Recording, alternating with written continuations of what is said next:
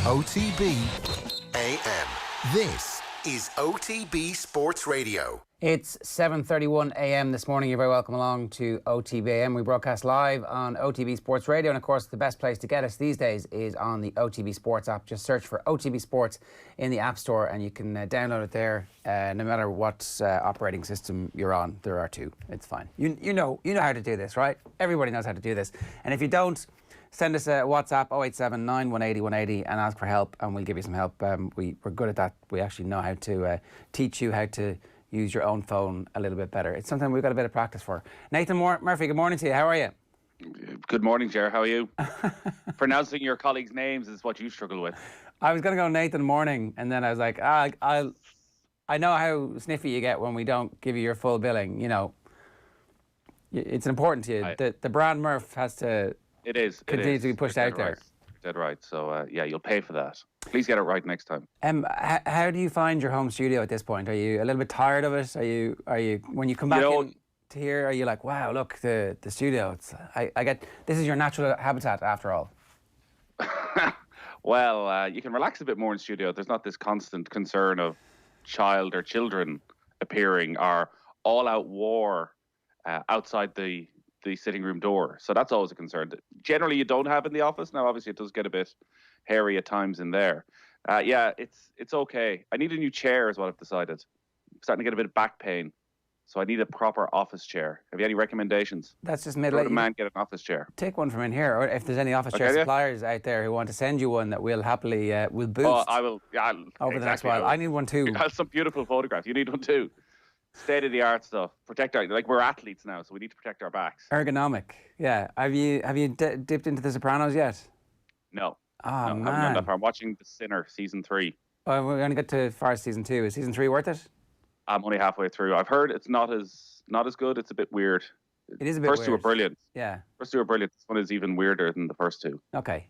But Bill Pullman is just unbelievable in all 3 series. We're watching Money Heist, and we've got 1 episode left of the 4 seasons. I'd recommend it. Yeah, absolutely. You've watched Succession, I presume. Yeah. Do you know what? We could happily go back to Succession. That would be the thing to do, because the first time you watch it, it's just breakneck. I need to find out what's happening. Holy wow, what's going on? And then it's like, actually, I could go back and watch and see a bit of the nuance and see how they set stuff up, because I've watched The Sopranos 3 times, and I would happily watch it again. It's that good. You got to get into it, because anyway, there was an ergonomic joke I was going to make about the chairs, but exactly. 0879 180 180 is the number. I thought people didn't have time to watch box sets anymore. Now the football is back, and it's like 6 o'clock, 8 o'clock, 6 o'clock, 8 o'clock, 6 o'clock, 8 o'clock, 6 o'clock, 8 o'clock. It's a lot of football at the moment, Nathan.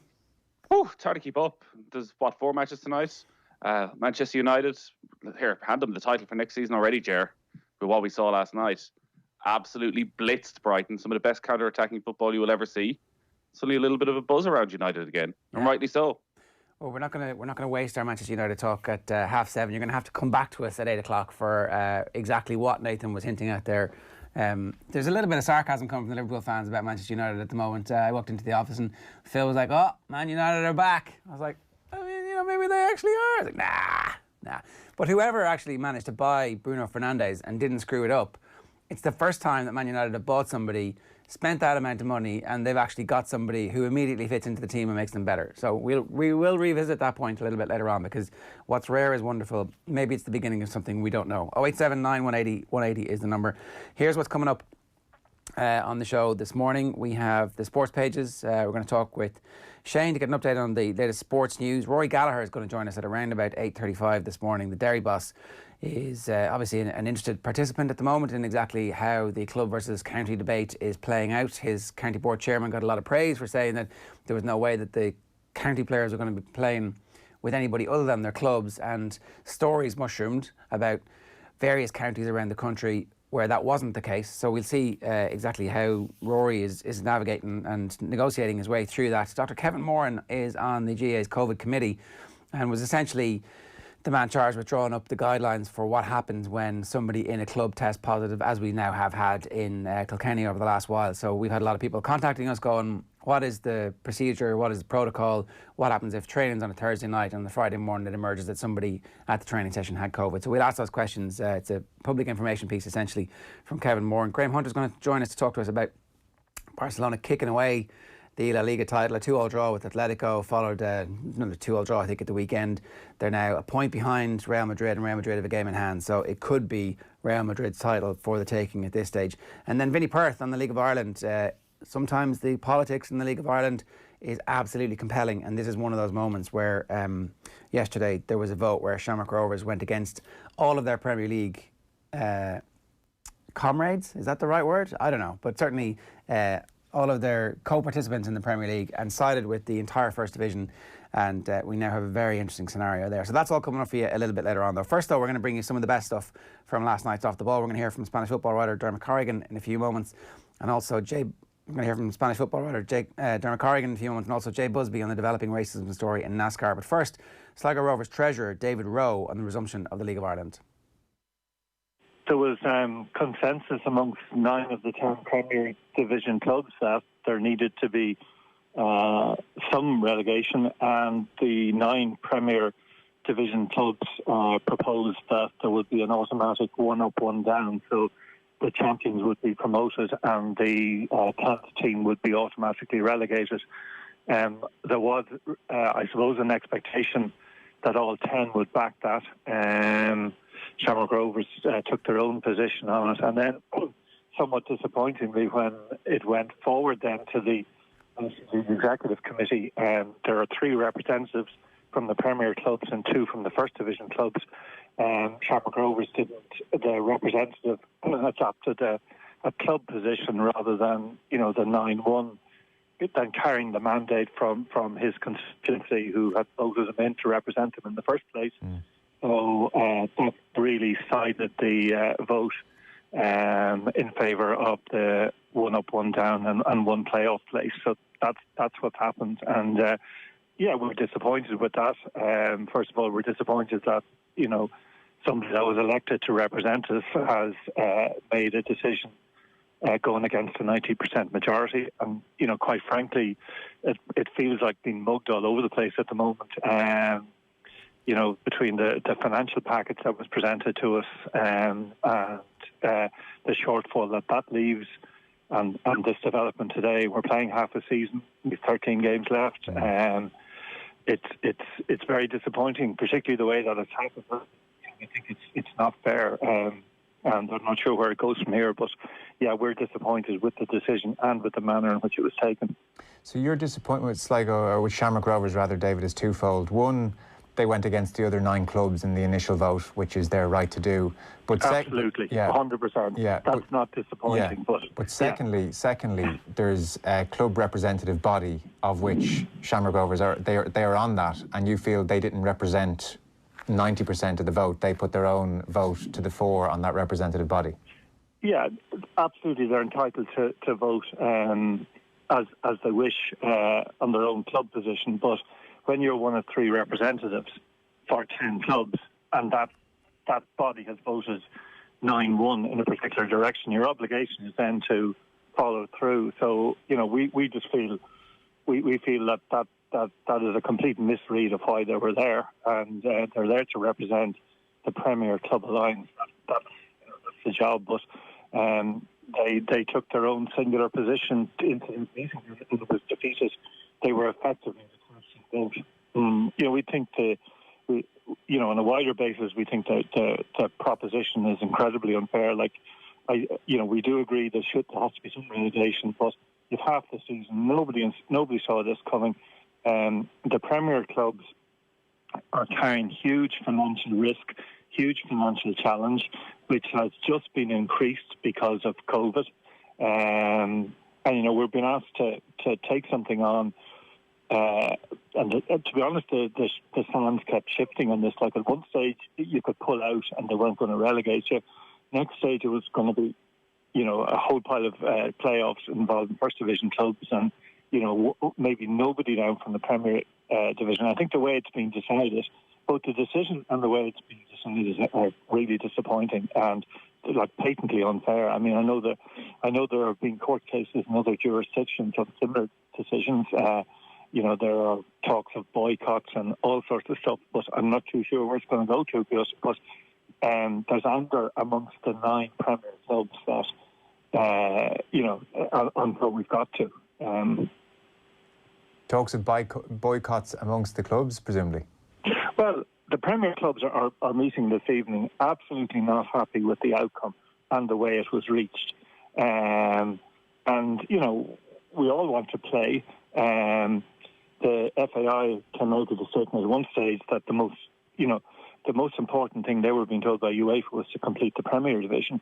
You know, we sign up against probably our better, you know, financial judgment to compete because we're a soccer club, because, you know, that's what we do. And then, you know, we were kind of inveigled into that on the belief that certainly the one up, one down and the playoff position, you know, was not going to be the relegation proposal. You know, there are a number of very, very angry clubs this evening, and it's really like we feel we've been railroaded. As I said to you at the start, we feel we've been mugged from all sorts of sides here, and, you know, we're a community-based club in the west of Ireland, trying, you know, and the league is stronger for having clubs like that in it. And honestly, the financial challenge that we've been handed, you know, we've set up a GoFundMe page there this evening, which is, you know, really important for our survival. But the financial challenge and this, you know, 2 up, 2 down potentially when you've only got half a season, half the relegation, half the promotion. I don't think anybody could argue with that. Yes. So was the basis, you talked about the solidarity amongst the Premier Division at Bar Shamrock Rovers, on the issue of a second team potentially being relegated. Was the basis of the opposition to that this was only half a season, or is it, you know, self-interest and hey, we've a better chance of staying up? No, I think it's fair that if you're having half a season, that you know you have the half the relegation and promotion. Like, you know, like in our case, we're last, so it's very easy to say it's self-interest. You know, maybe there's an element of that in it, but it just seems really unfair with only 13 or 14 games to go that the full relegation and promotion is applied. It's unnecessary. I mean, I think there is sufficient incentive / disincentive in one automatic relegation or promotion spot. David, do we know what Shamrock Rovers' reasoning was? I don't know, and I can only assume they believe that it'll keep the other clubs in the Premier more honest in terms of competitive performance, which will enhance their, you know, league-winning chances. I can assure you we'll all be competitive anyway, and with one automatic drop spot, we would have all been very competitive. But like the West of Ireland's had a rough week and a rough fortnight. You know, government appointments, etc. And like this is, you know, we do feel at times like an outpost, you know, kicking against decisions that are made in Dublin by, you know, maybe slightly more powerful voices at the table. And that's exactly what's happened here. You know, democracy has gone out the window. Why would a more competitive league benefit Sligo Rovers? Sorry, I keep Freudian here. I'm talking to David Rowe of Sligo Rovers. Why would a more competitive league or a more honest league, you know, teams being kept honest, why would that benefit Shamrock Rovers more than, say, Dundalk? I don't. Sorry. First of all, I think that 1 up, 1 down would keep it very competitive. I guess Shamrock Rovers have a lead over Dundalk, and you know, the more the thinking might be that the more they scare and worry the lower point clubs, you know, and rather than just say, for example, having one folded tent, it just keeps everybody, you know, on their toes in terms of competitive performance. So I presume that that's the reason. I simply don't know. And like the other thing is, you know, the first division clubs, you know, have their own very strong group, and fair play to them, and as there is a very strong and in the main cohesive group in the Premier Division as well. But that group does not include Shamrock Rovers. Like it's kind of ironic that they exclude them from you know, all meetings and decision makings and making processes, and indeed at the start of the season simply didn't want to play them. If we fast forward to 2020, which seems like a tipping point in so many ways, post the death of George Floyd, NASCAR came out and said, right, we got to put a stop to this. This is it now. I mean, we tried in 2015, but we're banning this flag. Was it respected in 2020? Well, the issue that NASCAR, I don't want to say it was fortunate, but NASCAR hasn't had to deal really with fans in the stands yet. There's only been a couple of races where there have been fans in the stands, and they laid down this rule several weeks ago, and they haven't had to deal with a full 100,000 plus fan base, with many of them bringing their flags. That's going to be interesting to see what happens in a few weeks, few months, however long it is, to see how NASCAR deals with it with somebody in the infield who decides to raise up the flag on his own little flagpole. How are they going to handle that? But for the most part, it was received well. I mean, most people recognize that the symbol, it's hateful associations, that its time has passed, and it's time for NASCAR to move into the 21st century. So that brings in Bubba Wallace. He is, I'm on the point of saying, the only African-American driver? That's correct. Yeah, okay. So he's the lone African-American driver in NASCAR. So he was one of those who said it's time to end the Confederate flag, and obviously it was banned.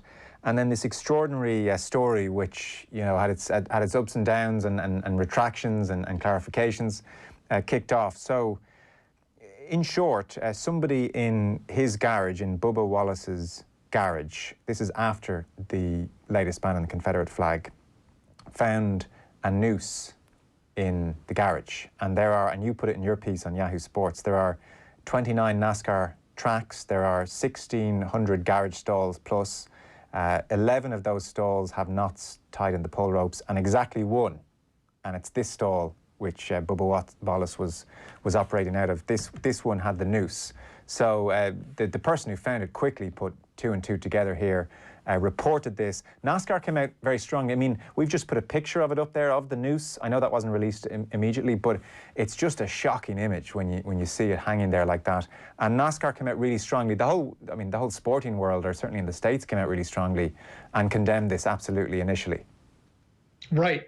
And as it turned out, the noose had been there since October. The track had been closed since October because of both the winter in the United States and then being shut down because of COVID precautions. So the noose had been hanging there for all this time, and it was literally a 1 in 40 chance that Bubba Wallace would have ended up with this particular stall. But the issue, of course, is not so much, I mean, it's obviously terrible that Wallace and his crew, actually it was an African-American crew member who spotted it first, but the fact that it was there at all, that's what I think has gotten a bit lost.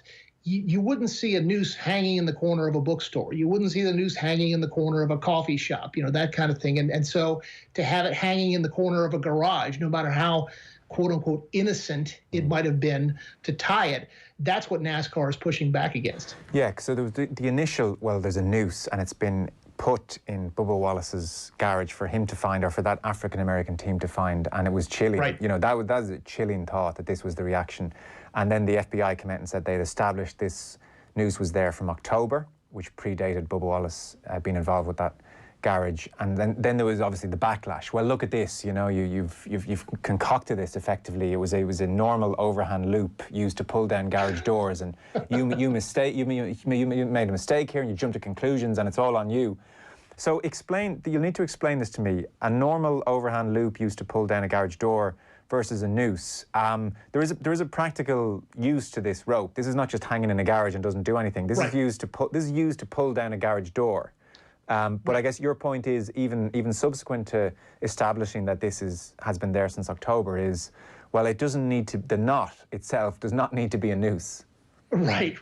Yeah, the rope just hangs down and makes it easier to pull down the garage doors there. Okay. The building, it's a giant warehouse building. It's not a bunch of separate little stalls. It's one large building with these roll down doors, and the ropes help pull it down. Okay. And so some people will tie a little rope in it to make, a little knot, I should say, in it to make it easier to pull down. But without going too far into the semantics of a noose, it's a terrible knot if you're looking to make something to pull down, because it constricts upon itself. Sure. And B, it's such a powerful and devastating symbol to the Black community. It has so much more meaning than just any kind of simple knot. There's just so much more going on there, and no one can look at that and think it's anything but a noose.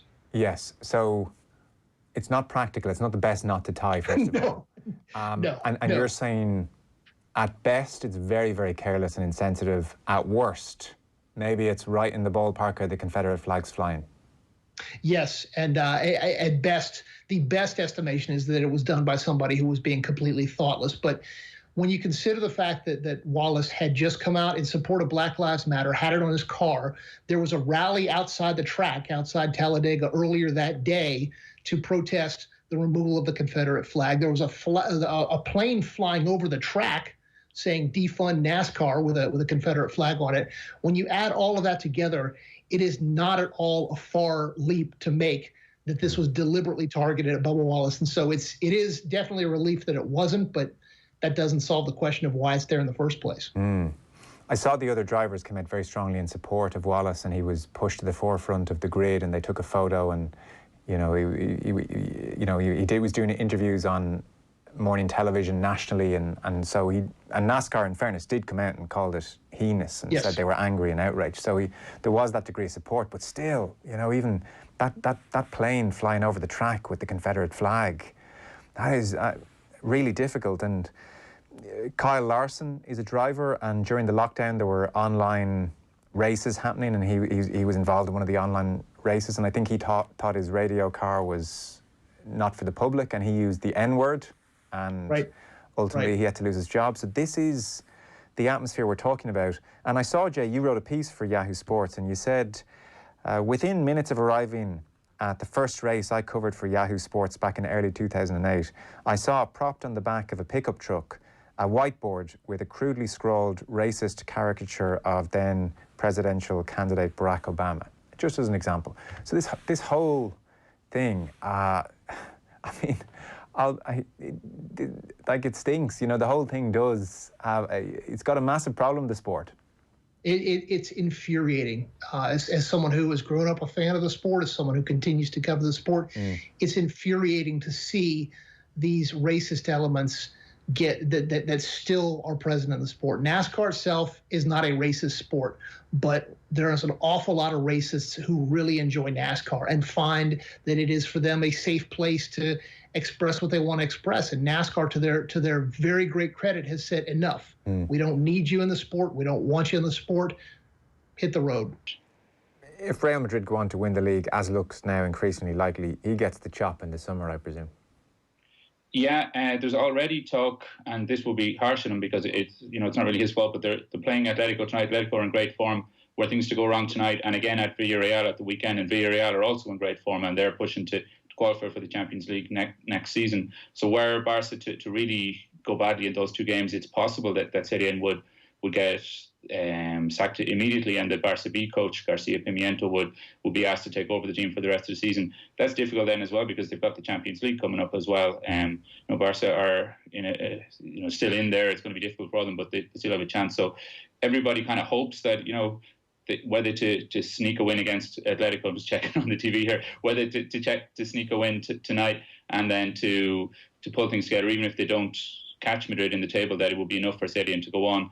The other problem is that it's not so obvious who's going to come in to replace him because they looked around for other coaches in January and couldn't get anybody then. Everybody knows how difficult the position is institutionally, financially at the club. That a kind of a reckoning is coming down the line. And if anybody had ambitions to go in and be Barca coach and put in a long-term project, it's going to be difficult until that kind of reckoning happens. Just looking at the teams this evening, so Messi starts, Suarez, Vidal, that's the front three, Rakitic is there, Busquets is there, Piqué is in the centre of defence, Alba is there, Ter Stegen. Against Celta Vigo, it's a 2-2 draw. By all accounts, Barca were pretty good the first half, or maybe even the first hour, maybe as good as they've been under Setien, and then just wilted very badly, and the equaliser was coming. Suarez scored as well. Were there did they take any comfort in that? Were there signs of progress within that, or is it still just, way off where they need to be, that they're being caught like that by Celta Vigo? Yeah, it wasn't. They were in control of the game. Celta are in a relegation struggle themselves, and they had rested a lot of players because they were targeting the game they had tonight against Mallorca, who are also down at the bottom of the table. So a lot of Celta's best players weren't on the pitch at the start. Then, kind of the way the game went, it looked like the Celta coach said, we're going to throw them on now, especially with the 5 subs, and have a go at Barca in the last few minutes and see what will happen. So when Celta stepped back, it kind of suited Barca. I guess they weren't under that much pressure and they scored 2 good goals. But when Celta really had a go with them, they started to crumble, really, Barca, and the changes that they made didn't help. So there were very few crumbs of comfort being taken from the result. Like, Celta is a difficult place to go. Barcelona have a great record there, and things haven't been great for Barca all season. So it wasn't a huge surprise that they drew, but it's just because of the situation that it is, and because it's all coming down to these last couple of weeks in the Liga. Anytime you drop points is trouble, and with the current situation, the critics were ready to pile on. And they have dropped points away from them in particular. Just 6 wins in 16 games on the road. Nou Camp form is still pretty good. Where they're playing tonight against Atletico, 15 wins out of 16.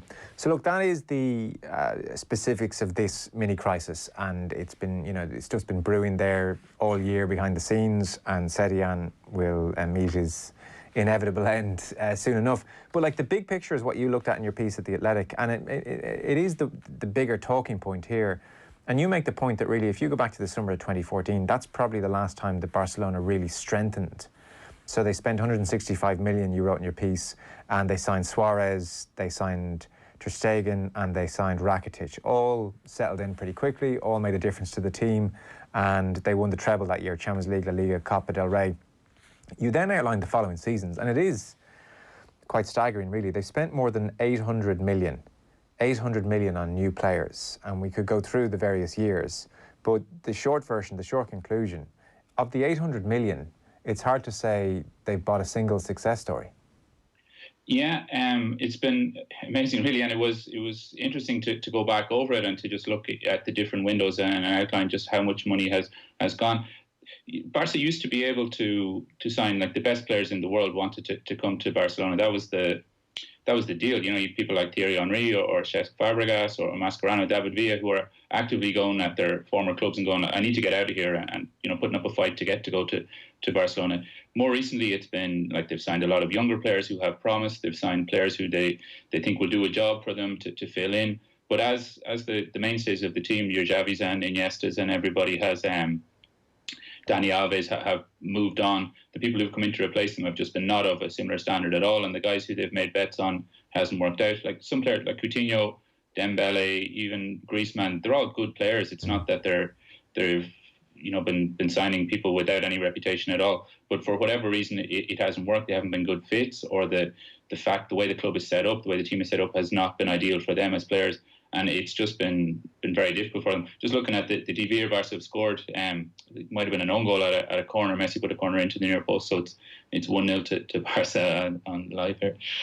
So 2016, 125 million was spent on several players. Umtiti, the only one, for instance, who was playing against Celta Vigo on Saturday.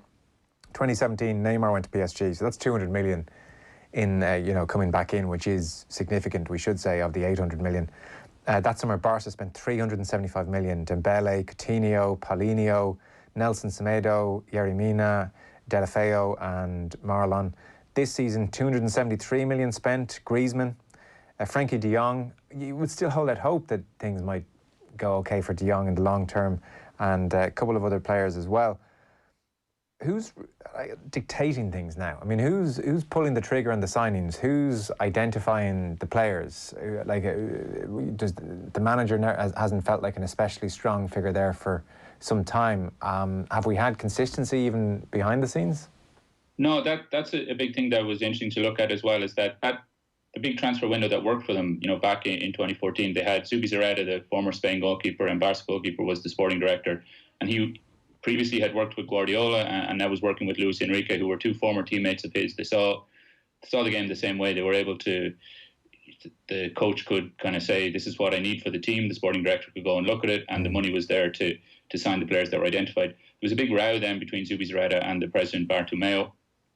Zubizarreta got fired, and Barca went on and won a couple of months later after that, Barca went on and won the treble. And I think the lesson was taken there that, Zubizarreta wasn't really that important, that, even when he was fired, we went on and won the treble, so we don't particularly need him. So different people have come in to do that job who've been lower profile people who have come and go. Some of the directors have got involved in transfers. There's people who are general managers, chief executives. Raul Sanaí, who's at Arsenal now, had an influential role as well in the transfers. And there's so many different power groups at the Camp Nou as well. There's always a little bit of feuding going on between different directors, who's up and who's down, and which player is associated with which director and who is signed. And even some of the guys who they signed, there'd be like 5 suits in the photo when they'd say Arthur Melo is signed from Brazil, and everybody's really happy and they want to be in the photo to identify him. Now Arthur's being sold to Juventus this week to try to fix a hole in the finances, and those guys are nowhere to be seen in the photo. So there wasn't, when Zubizarreta, he has his critics, and I'm not saying that every decision that he made was correct, but at least there was a philosophy there. There was a clear line of who was making decisions. It went to the coach as well on the bench to try and get people who the team needed, and that's just not been there over the last 5 or 6 years. Yeah, you just can't get away with it for 5 years. Maybe we're seeing the OTB AM on OTB Sports Radio, Ireland's first and only sports radio station. The OTB Brief. Everything you need to know about sport every morning. Need to get on top of the day's sports news? Well, the OTB Brief is the only sports update you'll need every morning. With all the breaking stories, post-match reaction. They had one more day to rest. We were really in trouble to build the team. And the best bits from off the ball, all in a 10-minute podcast. Oh, sweaty palms. Of course, you guys know what it's like, but that was nervy, yeah. The OTB Brief, online every morning from 7 a.m. on offtheball.com, the Go Loud app, and everywhere you get your podcasts. OTB AM.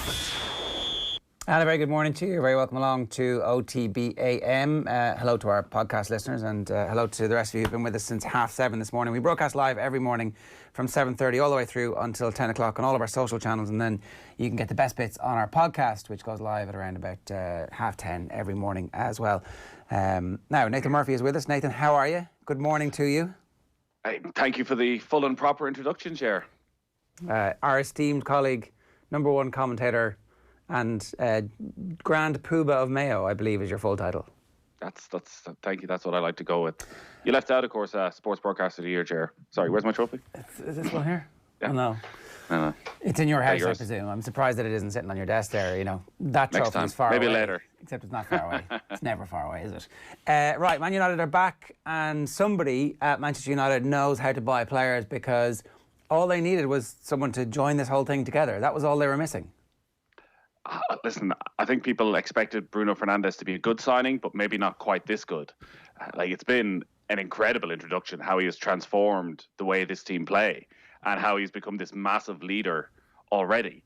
He fits everything that Manchester United needed. So even though he's still young, even though he's only 25, he came from Sporting Lisbon, where he was pretty much a one-man team for the last couple of years with everything that happened there. So he had that aura about him that he was willing to go into a dressing room and say, actually, here's how things are going to be. And he seems to be a brilliant character. I don't know if you saw his post-match interview last night, where obviously everybody's now Fernandes and Pogba, the two world-class players. These are the ones that are going to elevate us to another level. And he didn't want to talk about Pogba at all. Pretty much name-checked all the young players in the United team who had played well. And it's looking very, very promising for them. Defensively, not conceding half as many goals. And I don't even know if that's that they've improved defensively. It's that they don't have as much defending to do because they're controlling games a whole lot more. They're not on the back foot. They always look like now they're going to take a game to a team, and they can do it both ways. They can control possession in midfield with Pogba and Fernandes. And as we saw last night with the third goal, the counter-attacking ability that they have is second to none. So listen, there's some green shoots there. They are still a long way back in terms of they're 34 points behind Liverpool. To bridge that in the space of the season, I think it's a bit much. But they don't have to bridge it though, totally. They just need to be competitive until March or April, and then it looks like they're layering stuff on. And so for them to go from this to title challengers next season would be remarkable, and it would be an incredible achievement. It would be Klopp levels of genius from Ole Gunnar Solskjaer. But all they need to do is show significant signs of progress, because there have been no signs of progress essentially since Ferguson left. No, none. This is the best football they've played since 2013. And you're right, it's hard to see them winning a title next season. But they need to stay on this sort of trajectory now. And they've got this signing right. What happens during the summer? So they're constantly linked with Koulibaly, with Jack Grealish. They need to be the right signing as well. So the one thing Klopp has done consistently, he's always got it right over the last couple of years. So every time they went and spent 60, 70 million, the player came in and made an impact. And Solskjaer needs to keep doing that. But they've started in the right way. I saw a lot of Bruno Fernandes in the last couple of years at Sporting Lisbon, and you wondered how he would settle in at United simply for the fact that he did everything. You watch all the best teams in Europe, he was the most one-man influential player on a team.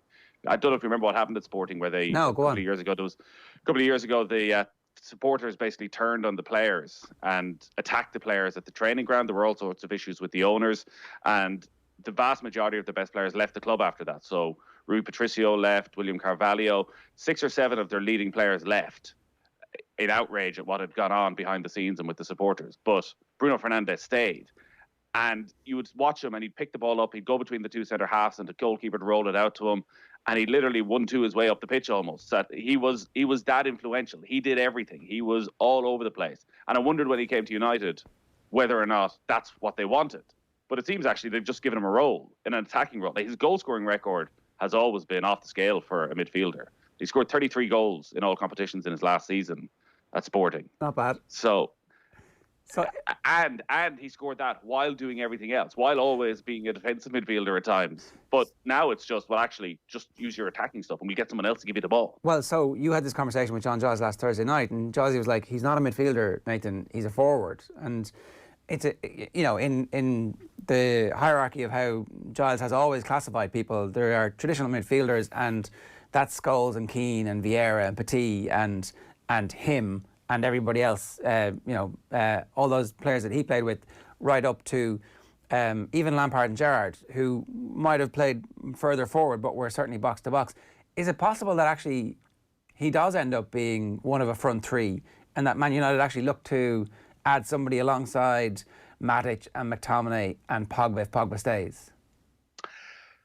Oh, I don't think they need to right now. When you look at Mason Greenwood coming through, Marcus Rashford, Anthony Martial, they'll probably go and try and sign another striker. So you're saying playing him on the right or the left and maybe move Rashford into the centre? Or you suddenly have the option of not being... so did they play 4-2-3-1 last night where he was actually a forward? And kind of number 10? So. Yeah, well, he's playing in a midfield alongside Pogba with one behind. Like, it's an incredibly attacking system they're going with at the moment. Yeah. And I don't see Matic surviving too much longer in the first 11. If they have that front three of Greenwood, Rashford and Martial, and they add somebody there, well then, if you have Pogba and Fernandes, maybe it's a bit gung-ho for matches against the better teams. But it'll be exciting. And actually, Solskjaer's in a great position that, United supporters aren't expecting to win the league next season. So if you go out and you play brilliant, exciting, the Manchester United way, you're going to get a lot of leeway. Part of me is already wondering is Ole Gunnar Solskjaer going to be the Brendan Rodgers of Manchester United? That actually he gets a buzz back within the club and he gets excitement back and people start to realise what the possibilities are, but maybe he's not the final guy who brings them back to the level. But again, it's incredibly early days. And another thing that struck me watching them the last couple of matches, and I know last night was down in Brighton, maybe play behind closed doors will suit this Manchester United team. All the way through not November. Being at Old Trafford and the support. I know people say it's dead. It's dead, and they're getting on your back when you're not winning after 20 minutes, no matter who you're playing against. And a misplaced pass here and there, they're all over you. So for younger players, maybe it'll suit them actually to just be away from that. All right. Is Solskjaer the Brendan Rodgers of Manchester United? You can get in touch with us this morning. 0879 180 180. Your hot takes on one player being ex-player, other player, have tended to, ignite the internet. This one is not that controversial. I do think, though, that it's actually not early for Solskjaer. He has now guaranteed himself at least 18 months. When you think back to the start of the season, it was week by week by week we were going, is this the week where they're just going to nip him in the bud and go, okay, we completely screwed that up, we apologise, we got that wrong. But the signing of Fernandes has saved him and given him, I would suspect, at least 24 months to build this thing now. And probably a whole lot of money to come during this transfer window as well, if they feel they can trust him. There's still two massive question marks, though, over Paul Pogba and Anthony Martial. Can he keep them at this level consistently? Or maybe he sells them, cashes in and gets players who are actually his players and who are 100% committed to him. So, look, we'll come back to this a little bit later on because we've got plenty of time for it as well. And we would like to hear from you. Use the hashtag OTBAM on our Twitter account. It's 10 minutes past 8. Here's what's coming up on the show for you. Going to get into the sports news from Shane Hannon right now, and then the sports pages after that. Rory Gallagher, the Derry boss, is going to join us at around about 8:35 this morning. Obviously, very interesting situation in Derry. It's kind of held up as this paradigm of exactly a strong county board dictating to their inter-county manager. What's that like to be the inter-county manager on the other side of that? I suspect Rory Gallagher is pretty happy about the quality of football that his players are going to be exposed to in the Derry Championship. Dr. Kevin Moran has been part of the committee in the GAA, who's been advising exactly what should happen, and obviously we've had the first instance of a club player test positive. So what are the procedures if somebody in your club tests positive, and will this mean the abandonment of games? All sorts of questions are coming up now in the aftermath of that positive test, and Graham Hunter's going to talk to us about the 2-2 draw that Barcelona had last night. 800 million they've spent on players and not very much to show for it over the last half decade or so. And Vinny Perth is going to join us at around about 20 to 10 this morning. I think Vinny Perth just qualified for his was he one of that class? License. Yeah, it was the same class as Keith Andrews. A star-studded class of graduates from the UEFA Pro Licence class that the FAI had have just announced this week. Look, we'll talk to him a bit about that, but obviously it's the return to play of the League of Ireland. So it is Shane Hannon is with us. Shane, how are you? Not too bad, lads. Keeping well in yourselves. The League of Ireland is returning. Are you excited? Yeah, excited, although it just reminds me of my beloved Monaghan United and how we haven't existed for quite some time as a League of Ireland team. But look, it is exciting. A lot of Monaghan fans, I think, have transferred over to Dundalk because it's the next nearest team. So, not that we're glory hunters, but, you know, it's pretty close well. By. You could have picked Sligo. Is Sligo not as close? It's a bit further afield. Dundalk's only about probably 45 minutes up the road. Right. So. Okay, well then, happy days. You're within the hinterland, and the fact that they're the best team in the country also helps. Yeah, it's just a fluke. So you're a Man United fan, Shane. Is that what you said? Okay, you're right. United? I used to be a ball boy for Monaghan United in the League of Ireland back in the day. We used to get a packet of crisps and a can of Coke at half time. Made my week. I was just establishing your glory hunting. That was all I was doing there. Sorry, don't worry about it. It's okay. What have you got for us? Yeah, we'll start off with the League of Ireland. Why not? There may be yet further opposition, as you've been hearing this morning already, to the resumption of the season. Yesterday it was confirmed that both the Premier and First Division would restart on the 31st of July, with promotion and relegation remaining untouched despite the season being reduced to 18 games. Sligo Rovers are one of a number of clubs said to be unhappy that two clubs could still be relegated. Shamrock Rovers were the only Premier Division side to vote for the proposal, which was ultimately passed. Sligo's treasurer, David Rowe, says they feel mugged by the outcome. You know, quite frankly, it feels like being mugged all over the place at the moment. You know, between the financial package that was presented to us and the shortfall that leaves, and this development today, we're playing half a season. We've 13 games left. It's very disappointing, particularly the way that it's happened. I think it's not fair. And I'm not sure where it goes from here, but yeah, we're disappointed with the decision and with the manner in which it was taken. Yeah, you can read David Rowe's full thoughts up on otbsports.com or indeed on the brand new OTB Sports app, which is available to download for free right now from the App Store or the Play Store. Manchester United maintained their drive for Champions League football next season. Ole Gunnar Solskjaer side impressed in a 3-0 win away to Brighton last night as they returned to 5th place in the table. Teenager Mason Greenwood opened the scoring before Bruno Fernandes found the net twice. That win extended United's unbeaten run to 15 games and moved them to within 2 points of 4th placed Chelsea. So Ole Gunnar Solskjaer admits he's been impressed with how they've performed since returning to action. We're in with a shout for the Champions League next year. We've still got the FA Cup and Europa League to play, and the team is improving. The style is better, we've got more players, and we're better at dominating teams as well. Chelsea can regain their 5-point cushion over United, though. Frank Lampard's side will hope to make it 4 wins from 4 since football's resumption, with a win away to struggling West Ham United tonight at 8:15 p.m. West Ham's relegation rivals are also in action at 6. Bottom side Norwich are away to Arsenal. Third from bottom Bournemouth host Newcastle, and Everton take on Leicester. Leeds United are 4 points clear at the top of the Championship this morning. They extended their lead despite being held to a 1-1 draw by bottom side Luton at Elland Road. Brentford are just 2 points behind second placed West Brom in the fight for an automatic promotion place after their 3-0 win at Reading, while Barnsley have moved off the bottom of the table, winning 2-0 last night against Blackburn Rovers. Leicester City's Premier League games will be unaffected by the extended coronavirus lockdown in the city. The club says existing protocols will ensure there will be no greater risk to staff or visiting teams.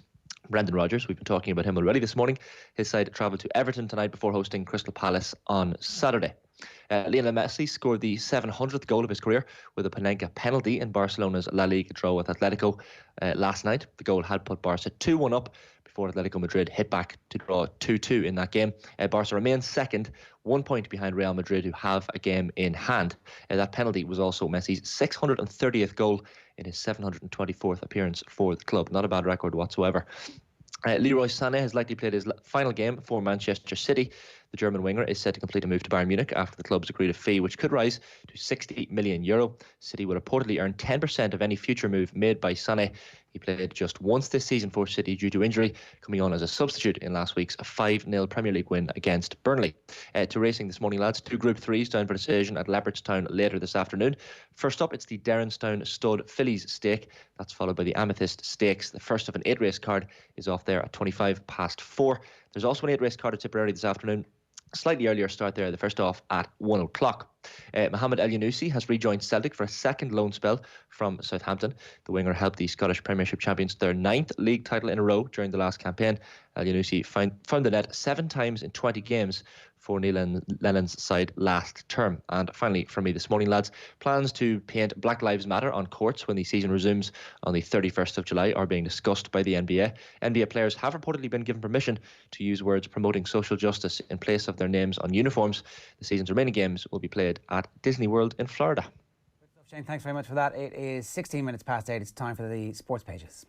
OTB AM. Now, before we get into the sports pages, let me tell you about plenty of live Premier League commentaries coming your way on OTB Sports this week. On Thursday night at 8:15, Manchester City against Liverpool, a celebration. Will Man City have to provide a guard of honour onto the pitch? Yes. And Pep Guardiola has said they will do just that. I mean, it's not that big a deal, is it? It's like, I have distinct memories of Kieran McGeeney standing in Croke Park watching the trophy celebration to kind of steal him for the next year. Now, they never won again after. It had a profound, deep psychological impact that he wasn't expecting. Yeah, so look, I mean, who knows? So That's what Pep Guardiola's thinking. Look up close into their eyes, losers. Yeah, exactly. Newcastle versus West Ham on Sunday at 2 o'clock. Stephen Doyle and Brian Kerr on duty for that, double-dub. And then Sunday at 4:30, it's Liverpool against Aston Villa. The hope would be, from Villa's perspective, that Liverpool aren't really interested in all those records that they're banging on about and that they phone it in, and somehow Villa's fixture list has not been kind. They've been close in games against teams who are far superior to them, as in losing by a single goal every time, but they're going down, right? Well, the good news is they're having an internal review now as to what went horribly wrong last summer. Where did that 140 million go? It never makes sense to completely rip up your squad when you go from the Championship into the First Division, into the Premier League. It just stick with the team until Christmas, add 2 players, let those 2 players have an impact, and then when you've got in and you realise some of these players are Premier League standard and those ones aren't, get rid of them. Anyway, right, I'm going to start with OTBsports.com for you this morning in the sports pages. We feel mugged from all sides, Sligo Rovers, David Rowe. So this is on the back page of all the papers as well. Have they been mugged, Nathan? Oh, well, mugged from both sides implies, firstly, they're not happy with the deal that the FAI have managed to put together for them, which could be an issue financially. And it seems as though all the clubs are basically a bit peeved with what happened with Shamrock Rovers, that 9 of the 10 Premier Division clubs wanted 1 down, and the 9 First Division clubs wanted potentially 2 up and 2 down. And Shamrock Rovers had the casting vote and decided to go with the First Division clubs. So it seems there's quite a bit of division. Isn't this the most egregious example of self-interest that you're ever going to see? It's like, it's not just that, it's the way that the manner in which it was done. I mean, the manner in which it was done was Shamrock Rovers voted for what they thought was right. Everybody's free to vote for what they think is right, but football's coming back. There's been a global pandemic. Is this not the time to shut up and get on with it? There's certainly a part of that, and also what is the difference here? I think most Premier Division clubs should back themselves to beat a First Division side that comes through the playoff. So one relegation spot was also going to be there. If you end up in the playoff, back yourself to end up in that playoff. The fact that it is Sligo Rovers, who are currently bottom of the league, who are making the most noise about this, obviously reeks of self-interest from their point of view, but they do look at the way the club has been run, and the finances of League of Ireland clubs are not ideal, and Sligo Rovers are a community club, and there's no getting away from that. That a relegation after just 13 more games potentially more or less behind closed doors, could do long-lasting damage to Sligo. But, as you say, it is a global pandemic. There's going to be a lot of unfairness throughout society. And if it's this or not getting back to football at all, I think people will choose getting back to football. Well, yeah.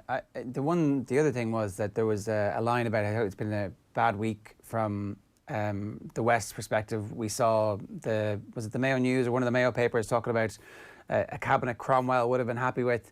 To tie in that decision and what's happened here, when all of the Dublin clubs in the Premier Division, apart from Shamrock Rovers, voted with them, just seemed like a little bit of a leap for me. It seemed like that was not actually what had happened here. This wasn't Dublin ganging up on Sligo and the rest of this was all of the Dublin clubs, except Shamrock Rovers, voted with the West and everybody else in this. It just seemed a little bit like...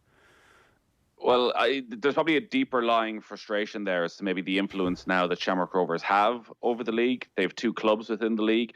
So was one of the reasons that Shamrock Rovers went with the First Division clubs, that the First Division clubs just a matter of months ago were desperately trying to keep Shamrock Rovers B team out of their league. And now actually it turns out Shamrock Rovers are not the big bad wolf. Actually, these guys, they have our best interest at heart. We should keep their B team in here. Look at the power that they give us. Suddenly they have a seat at the top table. So Shamrock Rovers are playing chess while everybody else is playing checkers? Quite possibly. But again, Sligo Rovers are a full-time professional team. They're looking at a lot of the Division 1 teams who have similar influence, obviously, on this voting outcome, who are essentially amateur teams at this stage. Like the haves and the have-nots in the League of Ireland are as extreme as anywhere, from what Dundalk and Shamrock Rovers have to teams at the bottom of the First Division. So do they all have the same end goal in all of this as to what their club can be? Possibly not. No. But that is how the voting structure has been set up. Yeah, and look, you need to have a voting structure which takes into consideration those clubs who won't be able to afford to be full-time, and the league has to become sustainable. So look, Vinny Perth is going to join us to give us the Dog's view and his own personal view on this at around about 9:40 this morning. But if you're a League of Ireland fan, we'd love to hear from you this morning. Hashtag OTBAM on Twitter. Or, of course, you can WhatsApp us. 0879 180 180 is the number. The Irish Independent next for you, Nathan. Yeah, so the headline, clubs vent fury at unfair restart. FAI may face challenge from top flight teams ahead of League of Ireland's July restart. So the clubs were meeting last night. We're just trying to find out, did anything come from that, the Premier Division Alliance, as to what their response is going to be. Obviously, we heard from David Rowe there that potentially legal action, potential boycotts just been thrown out there. I don't think there was anything concrete in that. I would, again, disagree with, look at what's happened in other countries. I don't think there have been too many legal challenges in other countries where football has actually resumed, where things have been settled on the pitch. All right, it's not a full season. It's not ideal if you're bottom of the table without any points and you've only 13 games to save yourself, but you are still going to be able to do it on the pitch. So we're going to track that across the afternoon. Can I just on that, there was one other thing about how the Premier Division clubs had voted 9-1 in favour of voting against the proposal that was put forward last night. And one of Sligo Rovers' chief complaints was that Shamrock Rovers were elected as part of was it a 3-group or a 4-group representation of the Premier Alliance. But actually, every club had a vote in the end. It finished 10-9, right? So it wasn't like all 19 had a vote, and then there's a separate executive. But Emmett Malone has this in his article in the Irish Times, that the expectation was the executive would go with whatever the clubs voted for. So therefore, the 10-9 vote was the deciding vote, whereas maybe the Premier Division clubs felt that because they had voted 9-1, that should have changed the executive's vote. I'm not sure I agree with that, though, right? Like, if it's a free vote, I mean, when did this become politics where the party whip decides what you're doing? And is there something in the constitution of the Premier League Alliance executive where, majority rules when it comes to something like the restart of the season? I can see a little bit, but also at the same time, like, the clubs have to be free in a free vote on something as important as this to decide what they think is best for the clubs. No? Well, look, Sligo Rovers have a very fair point that 9 of the 10 Premier Division teams did feel that just one going down was the way forward. Shamrock Rovers were the only ones who were against this. So there's got to be a strong reason that they felt that for the benefit of the league long term, maybe only having one of those teams go down, in a fairness point of view, in a very much curtailed season, that having just one team go down is fair. Now, there's other arguments that one team going down with the crisis that's going on in Waterford United, without a manager, without players returning, that Waterford will definitely be the team that ends up finishing bottom of the table, and it suits everybody. Then, if they're the only ones to go down and there's no risk to anybody else. So there's any amount of different angles. And it was always going to come down to this. So much of the focus was on the FAI and funds and finances. But it sort of ignored the elephant in the room of actually getting the clubs to agree on something. It's interesting that the PFAI, their view is get back and play. That players need to get back playing and need to get back being paid. Yeah, I mean, look, isn't the right thing to do, get back playing, and if there are crises at individual clubs, deal with those crises, get the FAI, and the government have already said that they will help out sport in this country. There is a fund of money. Now, not very clear how you access that fund, but one of the things might be, our club is about to go wallop, we need some help. Here are the moves that we've made to try and save it. Can you make up some kind of shortfall here? Well, and Sligo Rovers should be top of a list for that if there is money coming towards football, because, as David Rowe said, they are a community club, a very well-run, sustainable club over the last few years, provided we're living in normal times. So the benefits of having a Sligo Rovers in that town are massive. So they should be well able to put a case together to get some funds to get them to the end of the season. The issue they're going to have is, well, what happens if they get relegated and they're coming back March of next year for a full season in the First Division? Like, how long lasting an effect could that have? But they could have been facing that issue if this was a full season in normal times. Yeah. Okay. A couple of other stories there. Pay talks between IRFU and players enter crucial stage. So the IRFU going to meet the Players Union again today as they look to come some sort of an agreement. And Bayern signed Sané in £60 million deal. That's a huge deal from Bayern Munich's point of view to get Leroy Sané. And I've got to say, I think it'll be a major loss to Manchester City. Obviously, he's missed pretty much all of this season through injury, but at his best, he was on a par with Raheem Sterling and what he was doing. So to lose him for €60 million doesn't seem like massive money.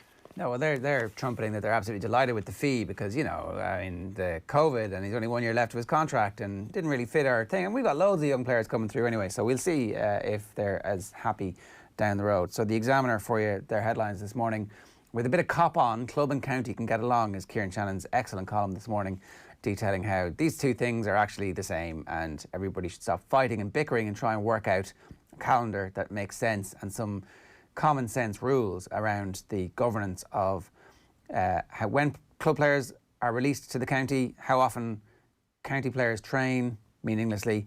And there's a line at the end, with a bit of leadership, this would all be fine. And I think that's the thing that has been missing. Kilkenny club member self-isolating after positive COVID test. We're going to talk about that a little bit later on with Dr. Kevin Moran. And Sané set to double his wages after City agreed to sell him to Bayern for 60 million. He's gone from 10 million a year to 20 million a year. Nice work if you can get it. The Irish Times, return looms, but unity a long way away, is the story from Emma Malone, which is a good bit of detail as to what's happened over the last 24 hours regarding the return of the League of Ireland. So there were two votes, essentially. There was a vote to decide what was going to be put forward to the clubs, and then the clubs voted on it. And the Premier Division clubs feel that because they voted 9-1 against the original proposal, then it shouldn't have been put to the clubs. Am I finally reading that right? No, I don't think that's exactly it. As Emmett says, the widely held but unconfirmed belief among clubs was that the two nominees from other sectors in the association would simply go with the majority of league clubs so as to let the league decide for itself. But I think they thought that the Premier Division's vote would count for more than the overall vote, so that the executive would go along with what the Premier Division clubs wanted, rather than the full 19. Yeah. So the First Division obviously end up having almost as much power as the Premier Division clubs. But the First Division has been completely forgotten about in all this. Yeah, well, when it pretty comes much the whole way through. Yeah, I mean, their season would be utterly pointless. There would be no point in having the First Division season if only one team goes up, right?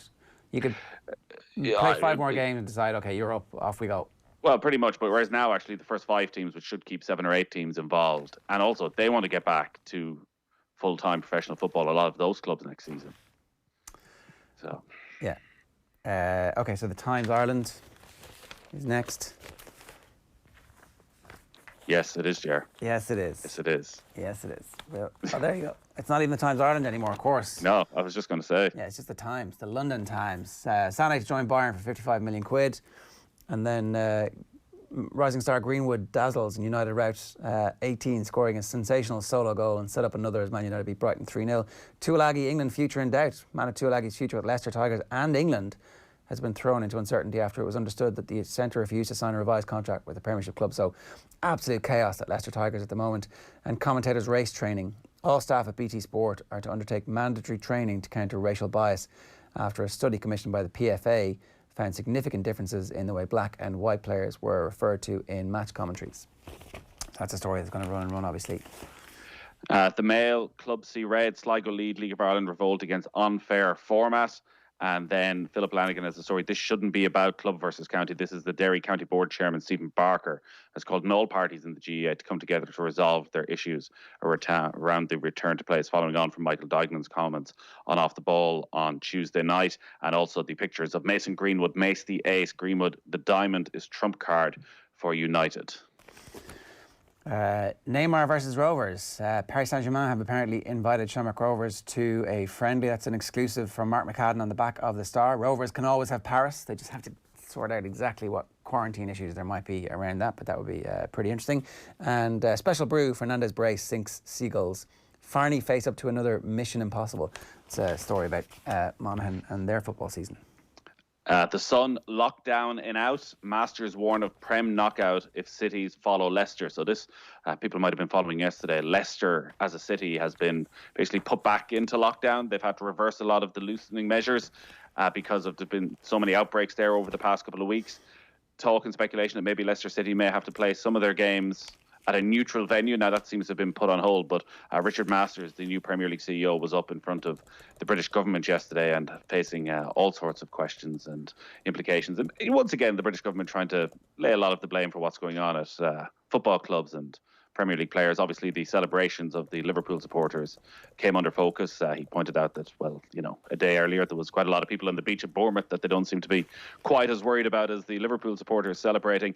But he was making the point that if over the next couple of weeks other cities were forced back into lockdown, then there's a possibility that the Premier League season may not actually finish.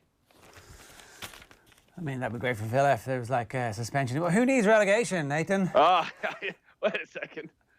The Irish Daily Mirror back page is Special Brew. Fernandes strikes twice as United hit top gear in Eurocharge. Bayern tie at 55 million Sané deal. Foxes, it's safe for us to play at home. And then, great story here. It is a train wreck now. Cats legend and leash boss blasts GAA for Pontius Pilate approach. So this is kind of following on from Michael Duignan's comments at the weekend. And in fairness, comments that were echoed on yesterday's show by Colin O'Rourke, who made the point that he's a school principal, and if you have rules but there's no consequences for the rules, then the rules basically don't exist.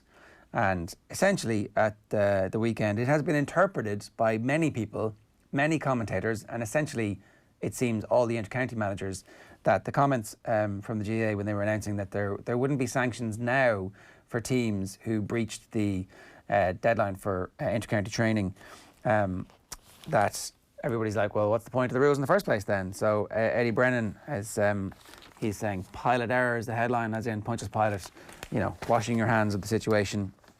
The Wexford situation still hasn't been clarified. Is the Wexford County final going to be played at the end of August like the Waterford one? In that sense, it's not a level playing field, and a year of extraordinary circumstances. Let's give everyone the exact same crack at it. You'd like to be doing something with the players, but the reality is the players are with their clubs, and that directive was sent out. He says that for me, it's a Pontius Pilate job from the hierarchy of the GAA, a farcical situation where they turn around and say there's no sanctions for it. The top brass of the GAA, John Horn or whoever, all they've done is basically say, do you know what, lads? We don't want to get involved in the dirt of it. We don't want to have this blot in our copybook. Do we want to get involved in going after counties and hopping off them? No, we don't. So let them fight it out themselves. Let's wash our hands of this. So very strong stuff today from, you know, somebody who obviously has his finger on the pulse of the GAA, who is an absolute legend of the game and is adding his weight to the criticism of the lack of leadership, is essentially what they're saying. Now the GAA will counter that and say that they can step in and take action at some point over the next while. Was that the point that they were making on Friday that right now, as of last Friday, we don't have a definite decision as to how we will address this. But we will be discussing this further in the coming weeks, and there may well be sanctions at some stage. But right now, we don't have an answer. And unfortunately, through the language that was used, that has been taken as, well, actually, they can go and do what they want. And, you know, if they go overboard, we might have to step in at some stage. And as I say, we might set up a hotline, 1-800, dob in your mates, and see what happens. Like, if you get 10 calls about the same county, do you give the county board chairman a call and say, listen, sort it out there? Well, exactly. If there are no rules at the start, what are the rules going to be retrospectively, and how much is too much? So, look, it's 8:35 this morning. Let's very quickly do the app for you.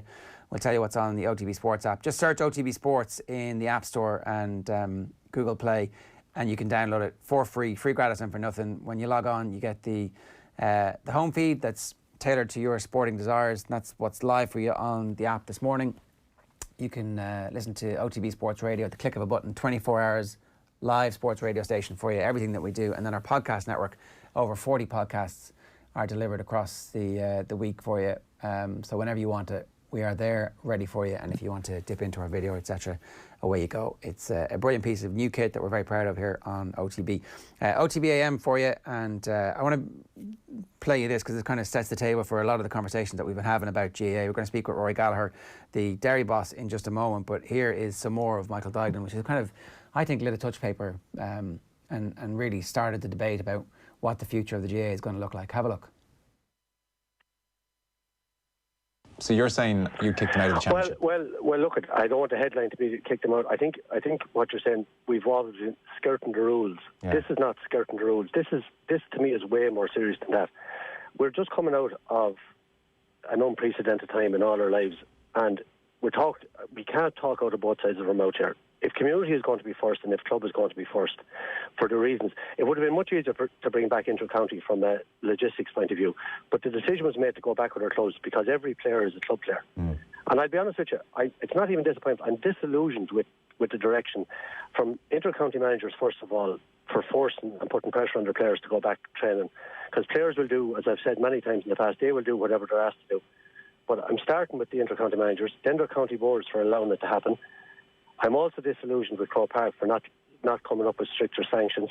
And the players themselves, and the GPA in particular, for not standing up for the players and saying, we're not accepting this. Mm. Because it's hypocrisy, it's dishonest. And what sort of a message are we sending out to young men that are supposed to be leaders in their community at 22, 3, 4, 5 years of age? They're supposed to be leaders in communities. We're running courses for them. We're putting them through college, through the GPA, and yet we're telling them to be dishonest and to be hypocritical is the right way to go about your business. I think it's disgraceful what's happening around the country, and I think it's high time that people in the GAA grew up a pair of balls and called it out for what it is. Very strong stuff from Michael Duignan, and it's had a huge response over the last few days. Everybody's essentially talking about what he said, and to be honest, when I listen to it, you really feel like it's the beginning of a manifesto for somebody who should be president of the GAA, and we've put that up on the app on otbsports.com as well if you want to have a read through of the rest of it, because there's loads of stuff in there. And anyway, to continue this conversation now, I'm delighted to say we have the Derry manager Rory Gallagher with us. Rory, good morning to you. How are you doing? Morning, Ger. How's it going? Look, very strong words, obviously, from Michael Duignan that kind of frames a conversation for us. I'm interested to hear from your point of view what it's like to be in a county that has been very high profile in saying we are absolutely going to stick to these regulations because we believe that the club game is so important that the inter-county players actually get an opportunity to play with their clubs. What's that whole process been like for you? Look, Ger, I think since the outbreak of the virus and the reality that it was going to be a different type of year from everybody, myself and Stephen Barker, the chairman, and Ciarán McKeever, the vice chairman, would have had several different conversations about the way forward. And I think from very early on, it was very clear there had to be a serious bit of compromise for everybody. Club players are getting less games than they'd normally get.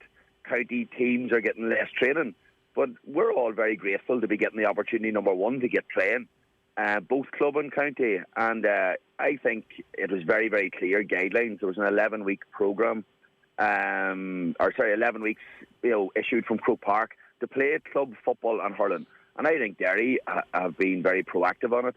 They have produced something that accommodates a dual county in the sense I think there's 7 or 8 clubs play senior hurling as well, and they've every right to use up every one of those weekends, and I have no issue with it whatsoever. Does it make your job more difficult? I tell you, well, the first thing I'm going to say, I'm not going to come on here and, because obviously Derry have made their sense. I've made plenty of mistakes. It's my 9th year going into being involved with inter-county teams, and I've made mistakes with players, with the club and county situation. So I have, and I will say, I find county players want to be at club training when club training's on, and they as much as anything want clarity. And they would love it to come in very clear guidance from Croke Park, and if not, they want it from the county management.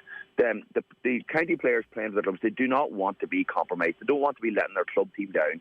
And maybe at times, and I go back maybe in some time periods when involved with Donegal, we compromise the players, and that's very unfair on a player. And I think what Derry have done is very, very clear cut. And even since Stephen Barker's interview, they've brought the county final forward a week. So you've got to look at it realistically. In a normal situation, we'd be playing a first round of the championship match, say on the 20th of May. We would have a 13-day rule. This year, the Derry County final is on the 3rd of October, as far as I know. We won't be playing championship to a minimum 28 days later. That's 4 weeks of exclusive period where we have uninterrupted access to the players. Bear in mind, most of the teams will be out of the championship a week, 2-3 weeks prior to that. You're going to have the bulk of your squad. It's actually very workable, and I personally have no issue with it. Right, that's really interesting. First off, to hear you say that you've made mistakes in the past, because we tend to get a picture painted of inter-county managers. The language around them is always macho. Oh, they're ruthless. They don't care about clubs. They never change, and they certainly don't evolve to look back and go, actually, maybe that was wrong, and maybe there's a better way here. So, can you talk to us about when you realised that compromising the players in Donegal was actually the wrong thing to do? What was the bit where you kind of saw the light on that? I think, over time you learn, probably when we got involved with Donegal, and Donegal got a lot of criticism over it, and probably Jim, when he was managing the team, did. To be fair to Jim again at the time, I thought there was, the fixtures made it very difficult to prepare the county team. They were playing championship games over different weekends, so you had to make a certain stand, and that stand was made then. But then I got to a stage when it was starting to impact club league and one thing and another, and I suppose I can remember a period in 2017 we were getting ready to play Tyrone, and it might have been 2 weeks later, and there was maybe 15, 16 players relatively cocooned that were probably going to start. And a couple of players decided to train themselves, wanted to train anyway. I should have made a decision that day. There was club fixtures that evening and the next day. Some of them played. Some of them then weren't able to play in local derbies. And I felt that was the wrong thing for me. I was more experienced, more mature than them. I should have made a decision for those players. No, you're playing club games this evening. That's it. So it is, and you learn from it. They're letting their teammates down emotionally. It wasn't good for them. They were struggling to deal with not being in the team, number one. And then emotionally, they were struggling with letting their own club mates and community down as well, So you kind of learn over time. But I do think fixtures have got a lot better, Ger. I do think it's wrong to put all county managers in that. I know a lot of them are very reasonable. Put it this way, I know in Donegal at the minute, the boys, I'm involved here, we live in Killybegs, and Hugh McFadden and I know Banner up at club training. I know from talking to Racey and Fermanagh, Banty and Moran, the county players are all training with their clubs at the minute. So I think it's wrong to have this perception that county managers, number one, county managers are club people as well and enjoy going to club games. So it's not everybody's like that. Yeah, in fairness, it's the point Kieran Shannon makes today in the Examiner, that he knows that the Clare managers in hurling and football aren't having their players together for training sessions. They're all playing. The inter-county players are all training with their clubs. Yeah. And that seems to be the case in a lot of places. It's the few counties that are actually breaking the rules here, and it seems to be not that many counties breaking the rules, that it would actually be easy enough to punish them and to lay down a law and say, actually, you know what, the right thing to do is to be very ruthless about this as an organisation and say, club players are playing with their club, there's a window here, it's a club window. When that's over, most counties are going to have a minimum of 2 and probably 4 weeks before they get back into inter-county action, and that's fine in a shortened season when there's been a global pandemic. Yeah, and I actually agree, but I suppose you're right that it is a few, and there's a lot of stories about a few, but I think this is, I think if Croke Park or whoever makes the decision up there, 2 years ago, to my knowledge, the first year of club-only month of April. And I know I was involved in managing Fermanagh, and there was teams going on training camps in April. There was teams going on abroad to train, and there was minimal sanctions. And I think that there has led people to believe there'll be a lot of huff and puff, and if we bend the rules, we'll get away with it. And that's where I was disappointed, because I have a responsibility. Yes, it's up to Derry County Board to run their affairs, or whatever county boards run their affairs. But the players in the Derry senior panel, they want to not be at a disadvantage either. And you've got to get across them, relax, we're confident in what we're doing, and we're okay, because they hear the stories of other teams training as well. The other thing I think that's crazy as well, Jared, to be brutally honest, if there was no pandemic or nothing, we're still 14, 15, 16 weeks away from playing in Championship. I don't see the real relevance of training at this point in time, particularly when they have to go back and focus on clubs. I think players are injury-free at the minute. I think players have rehabbed really well. I think they're in as good a condition ready for training. So I honestly don't see the sense in training in the month of July, to be honest. Rory, on that point you make about getting across to the players of maybe not stressing about what other counties are doing, how do you get that balance? Because on the one hand you say they want to be there with their clubs and they don't want to miss club training and the guilt that goes with that. And particularly coming out of the period we've been through, they probably want to be around their community and want to be around their mates. But also, on the first week of November, they're in all likelihood going to be live on television against Armagh in a game of huge, huge interest. And if they're looking around and county players talk and they're hearing that another county is doing stuff a couple of months early, they don't want to be at that disadvantage. So do you feel that you might be under a little bit of pressure? Like, have you been under pressure from certain players who actually do want to return to training a little bit earlier? No, I haven't felt that, but I've been very clear to them that we believe in what we're doing is right. You know, again, I have a lot of experience here, 9 years in the coaching this level. You've made mistakes. You probably trained pre-season too early. It's a wee bit different pre-season. You're getting people in shape. You may be bringing in new players.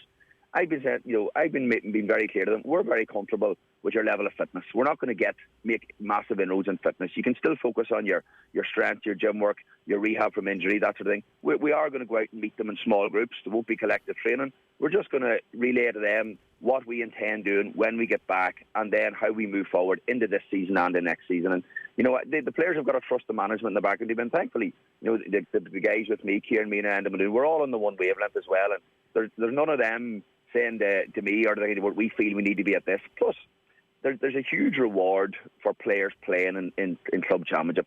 Yes, you can talk about the competitiveness. They love the feel good of going out and representing their community. They absolutely love coming back, having played well. And the bottom line is we still have loads of time. We have 4 weeks minimum of exclusive period to get ready for championship. You normally get maximum 13 days, sometimes 20 if you're lucky. We're still in a very privileged position. Number one, to be playing and to be afforded that time. Do you recognise yourself when the caricature of the inter-county manager who is ruining the life of the club player, when that caricature gets put out there? I'd be disappointed in it. I do think a healthier balance is struck. I know there has been some difficult stories, so there is. But I think it could get a lot better. I think there's a lot of people out to Croke Park. What's wrong with provincial council? What's wrong with Ulster getting together and saying we're going to streamline our fixtures? We're going to rid ourselves, trial it for 2 years. That these are the weekends we're going to play club games, club league. County players have to play in them. These are the weekends that are going to be free. Let everybody have that, because everybody's in a competition with each other. But at the same time, there has to be fairness to everybody, and that's the big thing. People probably feel it's unfair if some counties are getting away with training, and you do feel a wee bit of that.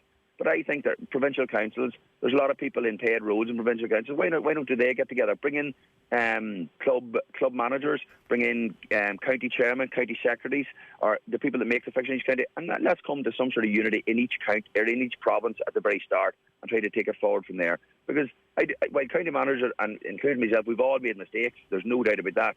We would all like clarity and an even playing field. I think everybody understands that in an amateur sport like this, where people are giving up free time while they're also trying to hold down a job and a family life, that there will be mistakes made.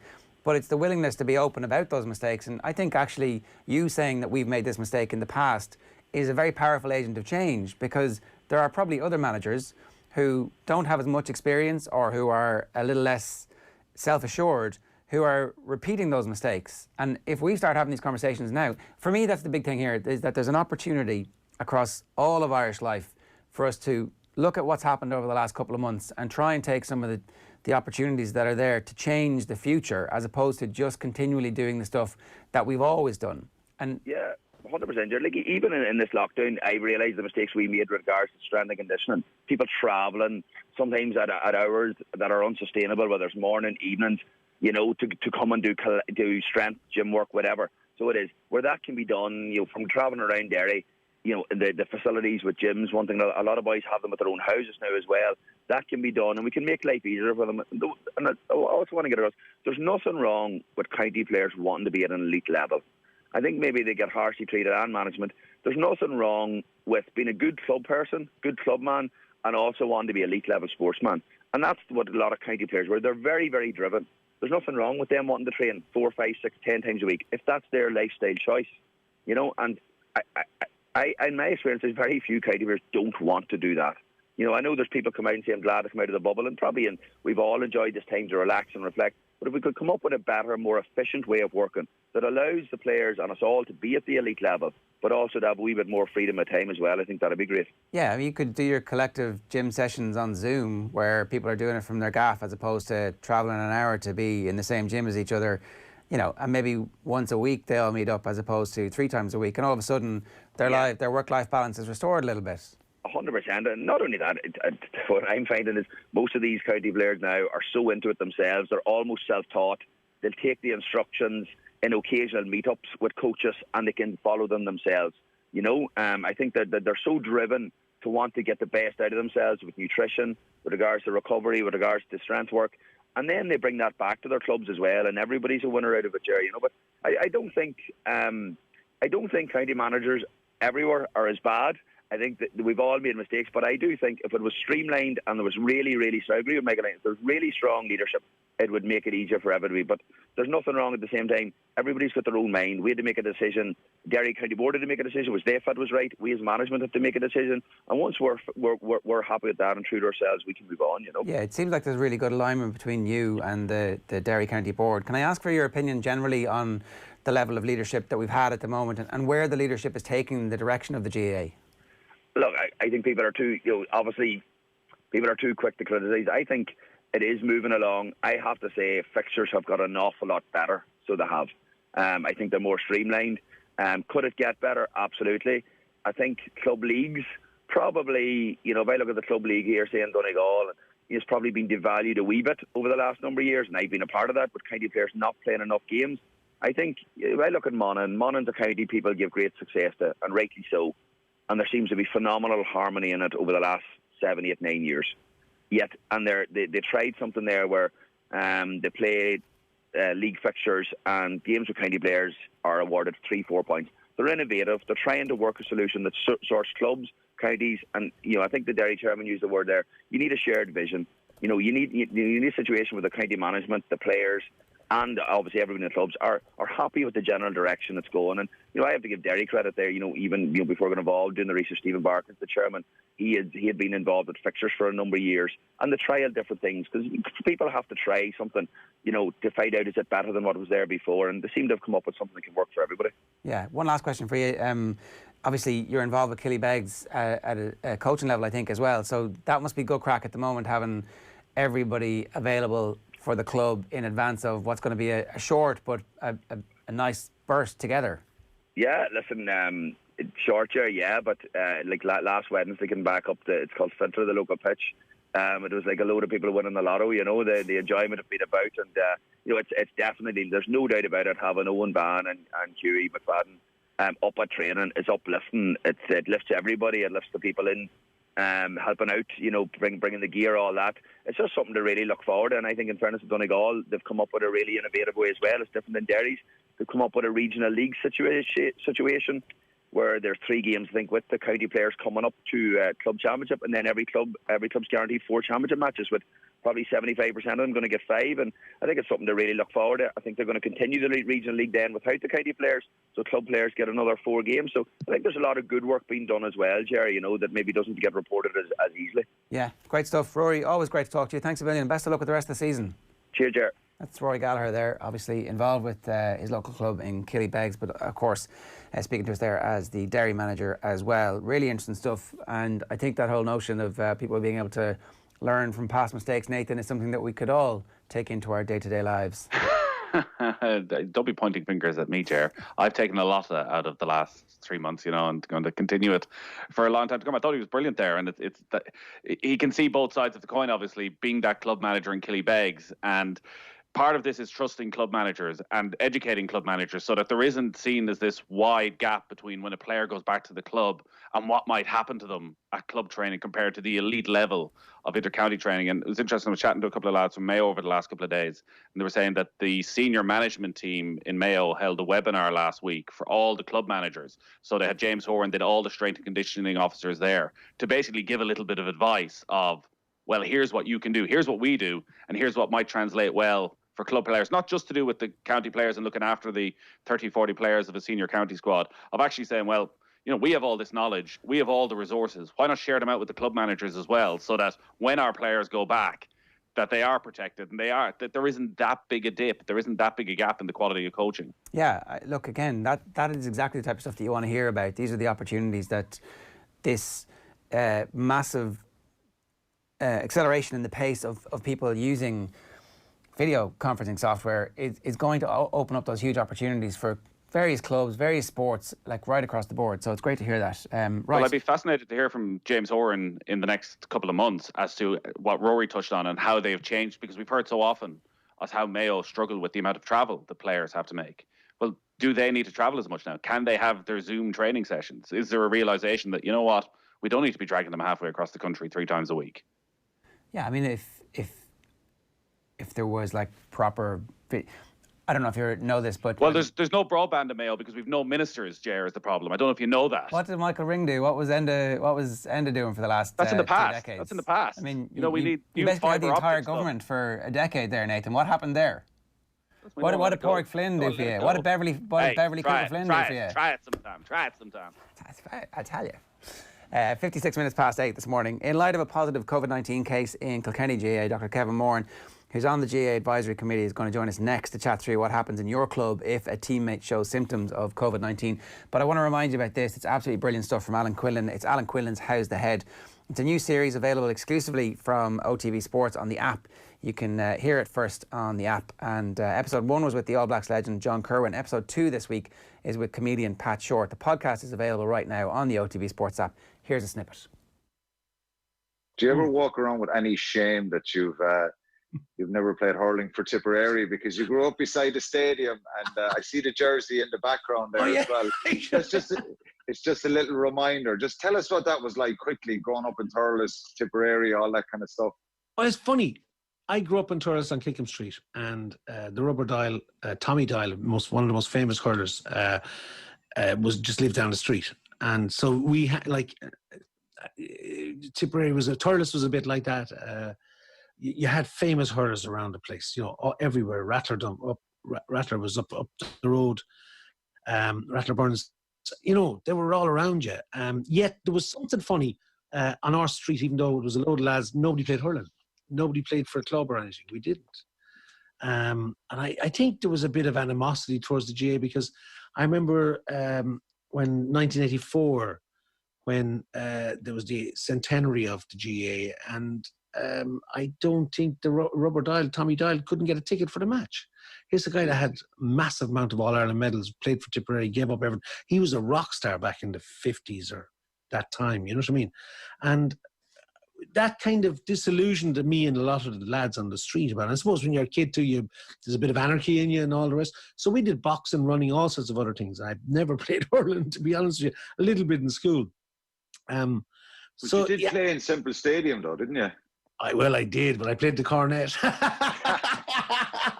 I played it more Munster finals than Nicky English, I'd say. I did. I played the trumpet in the cornet in the Thurles brass band, and I used to play all the big matches there all the time when I was a kid. So I was there all the time. I know. Don't get me wrong. I love hurling, and I'm a hurling fan, but it was a funny one. And I only found out recently my dad has an All-Ireland medal, so he only told us in the last year or two. Short in conversation with Alan Quillan. How's the Head from Alan Quillan? You can get it on the OTB Sports app, wherever you get your apps. Now, what should you do if a member of your club contracts COVID-19? I'm delighted to say Dr. Kevin Moran, who's a member of the GAA COVID Advisory Committee and a long-standing medic in the GAA community, is with us. Kevin, good morning to you. How are you? Kevin, can you hear us? I can hear you. Can you hear me? I can now, sorry. Yeah. Sure, I'm fine, thank you very much. Look, I guess this is kind of a public information piece as much as anything that we're trying to establish here. We've seen a case emerge in Kilkenny, and a lot of people will, over the next while, as the COVID officers kind of come to the fore, learn what to do in this instance. What is the general guidelines if somebody in your club tests positive? Yeah, clearly, Gerard, I can't comment on an individual case, but I can give you in general terms the guidelines given by the GAA to the clubs. And to put it in context, I suppose the philosophy of the GAA from the very beginning of the pandemic has been that the health and safety of all players, their extended families, and the wider community is of paramount importance. And this is reflected in the guidelines that have been issued in the e-learning module that all players and managers and people involved must complete, and also the medical questionnaire. And in particular, it's emphasised for players that there is a risk, but that they must carefully balance on an individual basis that risk against the benefits of being involved. And in particular, it's specified that they must understand the risks involved, that they are participating on a voluntary basis, and that they can opt out at any time. So against that background, I suppose two scenarios can emerge, Ger. We're talking about the aftermath of a training session for a club or of a game for a club involving another club. A player can test positive. Now, in that situation, the club, that team ceases all activity. Public health will already have been informed, and public health will then determine what happens, the appropriate management of everybody involved in that team. That's players, management, etc. The COVID supervisor for that club will also be informed. Also, the other team will be informed that a player has tested positive. They will also cease all activity, and that means they will socially isolate. They won't be able to go to work, which is fairly significant implications for them. They will then await public health, who will do a risk assessment of that team and decide what exactly needs to be done there, if they need to be tested, or who would be regarded as a close contact that needs to be tested. Okay, so that I suppose that's the contact tracing of that. That will be done by the public health authorities. Public health, yeah, correct. The GAA don't, that is the territory of public health, and the GAA will abide fully by all public health guidelines. Okay, so can we just tease that out a little bit, because I think that's going to be new news to a lot of people. So, I'm playing for my team against your team, and I test positive. Yeah. 2 days after we play a match, both clubs will immediately cease all activity until public health come in, and at that point, public health might allow one of the clubs to re-establish activity if they realise, or if they establish, or what are the potential outcomes? I suppose is a better question, a better way of phrasing that. Yeah. As of now, you see, they've been trying to differentiate between close and casual contacts. In the close contact situation, the general advice would be that everything ceases for it. As somebody who has been a close contact of somebody diagnosed with COVID ceases all activities for 2 weeks and socially isolates. Now, in the context of a team sport on a pitch where there is no indoor involvement, no dressing room involvement, where all the guidelines of the GAA are observed, for example, they travel alone, they arrive togged out, they wash their hands on arrival, they've already, they have no symptoms, they've said that, and then they're on the pitch, and the only contact really, the discussion comes up as to when people are quote unquote in each other's faces or hyperventilating in close proximity to each other. But all the evidence from international epidemiological studies there is that it's difficult or impossible to get the viral load that you require to establish the infection outdoors. So in the context of where players are outdoors, and back to the difficulty again establishing, are these close contacts or casual contacts? And public health will decide that in the eventuality that the situation arises. So Is it possible? Sorry, Jerry, yeah, I do. Just so yeah, I know it gets a little bit circuitous and a little bit complicated. Well, I think that because I know we have Dr. Aina Falvey on tomorrow, and we've already recorded the piece. But he was saying that in China, 1 out of 306 clusters have actually been proven to have been from outdoor exposure. So, as you're saying, it's like a very small chance of outdoor exposure. And let's say that public health decides that actually we think in this instance it's very unlikely, not a nil chance, but a very unlikely chance that the opposition club have had any issues. If we're in a championship situation, could they be allowed to continue in the championship, do you think? Or if their next game is scheduled to be within 14 days, do we know what the likely impact on fixtures would be? This will be completely out of the hands of the GAA, Ger, in that if the GAA will abide by the public health ruling. If whatever public health determined, then the GAA will go by that. If the public health say, okay, this team, we're not concerned, nobody here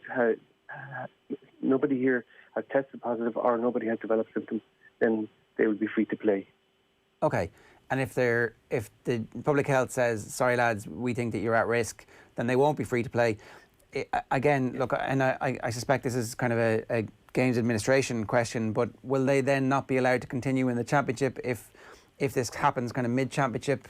Do they have to forfeit the game? Has that been discussed yet, do you know? It's not. Well, sorry, it has been discussed by the advisory committee. We're obviously very conscious that this could arise down the road, but the approach taken by the advisory committee is that this is a situation that is evolving, and the committee meets virtually every week, and each arising situation is discussed then.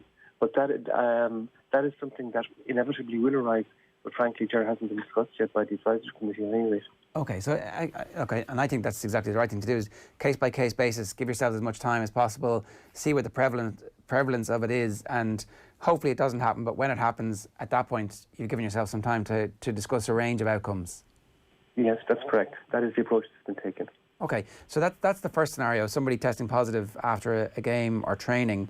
The second scenario is somebody developing positive symptoms in 48 hours.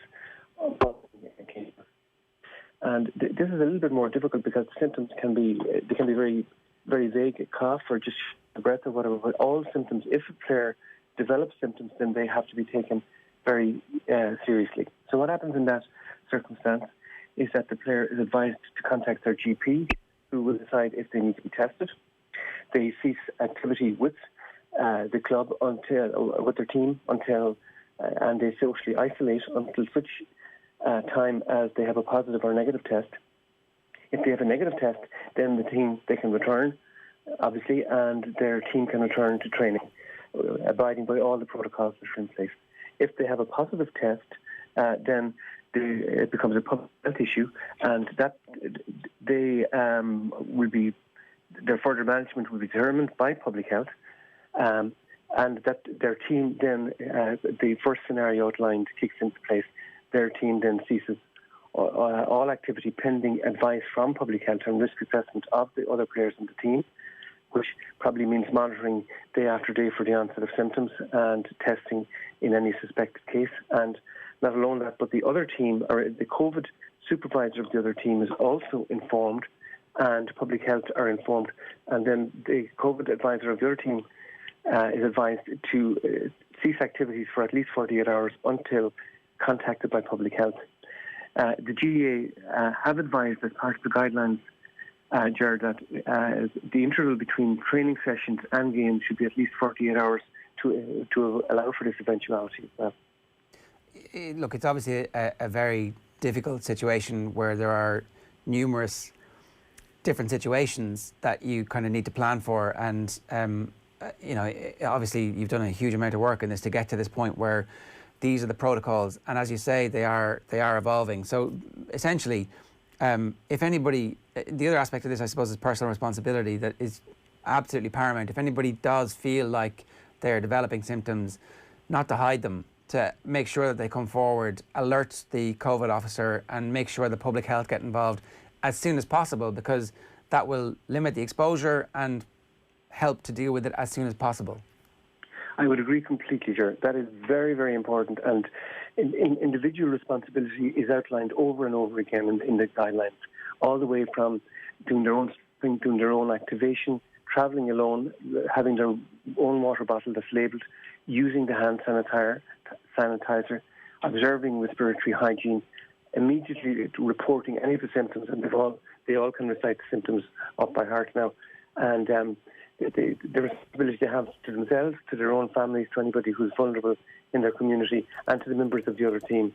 And I think there's a collective responsibility. I know from talking to individual players all over the place that this message has got through, and people are taking this very, very, very, very seriously, particularly when they see programmes like the aired on television for the last few nights, the absolutely horrific consequences of vulnerable people for vulnerable people when they get this infection. Yeah, and look, I suppose that's the other thing, that's the whole point of a community-based organisation.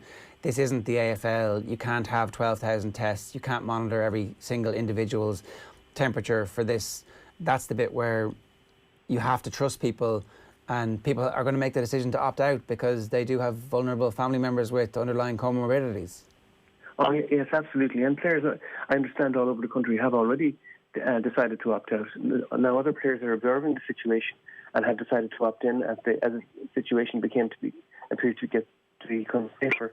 But I suppose the events of the last few days, again, when you see Leicester being closed down, when the pandemic out of control in the United States, when you see the discussion about travelling restrictions being reintroduced, it's, as I said, this situation is evolving, and players at any time can opt in or opt out, as they feel, without any consequences for them, because that's emphasised as well, that all players should be supported irrespective of whatever decision they may take themselves. One last thing, the other NFLV was very strong about outdoor being safe, but indoor, like dressing rooms, being absolutely the perfect scenario for a virus to be spread. So, I'm sure there will be some clubs who accidentally or are tempted to open gyms and all that kind of stuff.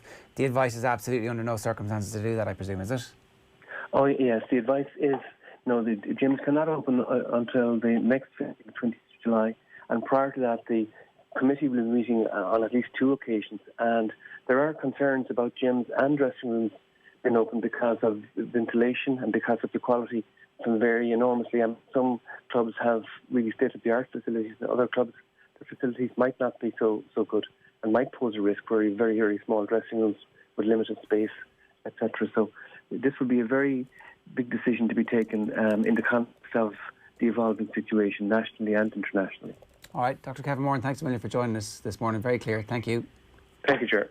It's Dr. Kevin Moran there from the GAA COVID Advisory Committee at 12 minutes past 9 this morning. You're watching or listening into OTB AM. We're live on OTB Sports Radio on the OTB Sports app. Plenty of football coming up this hour. Dundalk boss Vinny Perth is going to join us to chat to us about the resumption of the League of Ireland. Up next, we're crossing over to Spain to check in with Graham Hunter. OTB AM. This is OTB Sports Radio.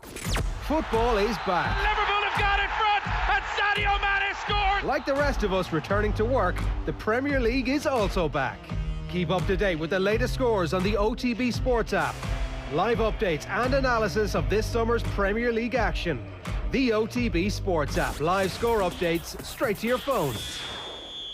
Missing this? Salah takes the shot. Oh, Mo Salah with one of the goals of the season. Unbelievable. Then get this, the all-new OTB Sports app. Off the Ball, Ireland's premier sports channel, now has a new home, featuring the biggest names in Irish and world sports. Podcasts, interviews, news, commentary, analysis, plus almost 20 years of sporting archives. All free and ready when you are, at home or on the go. The new OTB Sports app. Download it now from the App Store and Google Play. OTB AM. 14 minutes past 9 this morning. Time for us to turn our attention to La Liga. Graham Hunter, good morning to you. How are you? Chair, baby. Football's back. Good. Yeah. Good. Fantastic. Listen, I'll tell you before you ask me one of your famously searching questions, which is the main reason I keep coming back over the years. It's been brilliant. It's been absolutely sensational. It's been a long time since I felt so proud of La Liga, because right now, there's no question in my mind that we're watching a level of team building and possibly a level of football which isn't as high as the 18 years previously that I've lived here. Still extremely good. Still, the principles are all very good. And since the restart, the football has been absolutely sensational. I've watched a lot of English football, a lot of German football. I must admit, I haven't bothered too much with Serie A. And the Spanish football, the level of entertainment, the number of stories, the quality of the play, the quality of the athleticism, which I didn't really expect, has been fantastic. And it's been, I would say, since restart, as entertaining, maybe more entertaining than the previous, whatever it was, let's call it 6 months of La Liga season. It's been absolutely remarkable. And even though it's an onslaught, for anybody who cares about their work, their standards, new football every single day, it means that you're on your toes, very little time to assimilate, lots of research, masses of reading and watching. It's brilliant trying to cope with that. And have people generally acclimatised to the conditions of not having fans in the stadium? Well, it depends what you mean. Do you mean the players? Well, I mean, like, are people watching it and going and getting enjoyment out of it and getting, like, is it actually, because the whole question about will this boost morale, I mean, I actually think it probably has in many ways. Look, Ger, we're such a different country. I was listening to your previous item. We're in such a different situation from yourselves in Scotland and England, and maybe, because you're now, off the ball AM and, you're on the internet, maybe you've got a worldwide audience in the States and so on, but Spain is in a position whereby they fought back from being, the epitome of the crisis-taking route, and what you'd have to say is an next to intolerable number of deaths, to a position whereby, evidence of spikes elsewhere. People are living pretty normal lives here. The economic devastation has been huge, but during the worst of the lockdown, the weather in Spain was atrocious. Suddenly, the weather has bucked up. It's taken far longer for summer to kick in here. That helps. Secondly, people are de-escalating the measures, not masks, not the request for 1.5 meters social distancing, not the idea that you should be constantly washing your hands, not sneezing, all the items that you were talking about. But cinemas are open, gyms are open, people are back to work. People who were leaning on government support are now being allowed back to work. At the moment, we haven't been hit by what will come, which is the devastating redundancies that are bound to come as the economy contracts. It would just be infantile to pretend that's not going to happen. But when I walk around the city in which I live or travel around it, or when I talk to people from other cities, when I watch the news, Spain is back to something resembling normality. And has La Liga helped? I suppose not if you're a fan of Espanyol. Poor guys, they sacked another coach. They're going to go down. They've left it too late to fight back. Not if you're a fan of Mallorca, who play absolutely lovely football, who pumped Celta Vigo last night, and Celta Vigo at the weekend drew 2-2 with Barcelona. Mallorca pumped them 5-1. Mallorca have waged war in recent weeks on bigger clubs, and they play a lovely brand of football. They're going to go down too, I think, although that's less settled. So if you're asking fans of those clubs, whether football being back has helped their general demeanour, I'd say no, but the rest of the country, definitely aye. I think from watching the Spanish coverage, it's quite similar to the Premier League, that good games are still good games, crowd or no crowd. So you watch Liverpool in full flow against Crystal Palace, or that Chelsea-Manchester City game, you don't notice the lack of a crowd. And likewise last night, watching Barcelona against Atletico Madrid, okay, there isn't the atmosphere and you've got the fake crowd noise and all that, but the quality of the game, it felt like watching a match of importance, of a game that would have consequences, in comparison to, say, Crystal Palace-Burnley the night before, which is probably what Crystal Palace-Burnley always was. It's a two average teams playing an average game of football. Like, the best are still the best, and you can still get as wrapped into it and as caught up in the moment. I don't know if you found that doing the commentaries on the Spanish games, as to, was there a dip in what you would normally see from Barca Atletico Madrid last night? No. I'm glad you made the point that you did. This isn't the forum for it, and I want to be careful about how I choose my words, but there are so many games in the English Premier League which are tosh. You know, it's like watching paint dry. The lack of tactical intelligence, the lack of technique, the emphasis on running hard and jumping high, that's not for me at all. And I think that malaise is increasing, and therefore your comparative point is good. If you get the elite games in the Premier League, then if you want to do a taste test across that in the La Liga, then choose which one you want, that's fine. But if when I've been co-commentating on the football in Spain, I've enjoyed it immensely. And for example, I would say Real Madrid-Valencia, which was a toe-to-toe contest, irrespective of it finishing 3-0 to Spain's champions-elect. We saw strategy, quality of play, technique, wit and intelligence on the pitch, skills that were dazzling. We saw two of the best stories of this or any other season, with the return of Marco Asensio and his utterly brilliant goal. And then what I thought would guaranteed be Spain's goal of the season, when Asensio on the right-hand side chips it in, Benzema on the run, flicks it past Guillamon with his right foot, and then left foots it into the top corner from the edge of the box. And, you know, within a couple of days, Guedes ran the length of the pitch twice, beating 26 men for Valencia to score in the top corner. Benzema backheel to Casemiro the other day for Real Madrid against Espanyol. There was another one, Santi Cazorla's control of a howitzer ball from his keeper that travels 3/4 of the length of the pitch and goes into orbit twice around Jupiter, comes down, Cazorla cushions it off his left foot, and Gerard Moreno running in, left foot volleys it past it. The thing that has knocked me out was I thought that because Spain, La Liga in general, preferred a pace of game which allowed strategy to develop, which allowed skills to be dominant rather than athleticism. I thought that if there was a dip in any kind of intensity or athleticism after the lockdown, what we'd be watching would be kind of slow motion football. It'd be good, but everybody would be reaching for the button to say, where do I speed this back up to normal? And it hasn't been like that. So the work that has been done in prepping for the comeback, the personality that the vast majority of footballers have shown, in which case I'm not differentiating from the Premier League. We live in an era of perma-fit footballers. I'm massively older than you two, but, you know, it was commonplace to half of my life and you know, a quarter of my working life for footballers to come back from a break, normally the summer break, you know, half a stone or stone overweight, and then work it off. You know, okay, this development in perma-fitness has been coming for some considerable time, but now it's inbuilt, it's DNA. The footballers go away, and if they've got a break, they come back in better shape, all right? They need to build up match sharpness, and team play can cost, say, a goalkeeper to make mistakes because you can't practice that on your own, and they didn't have enough build-up time. And there's been some keeper mistakes here which are now stopping again.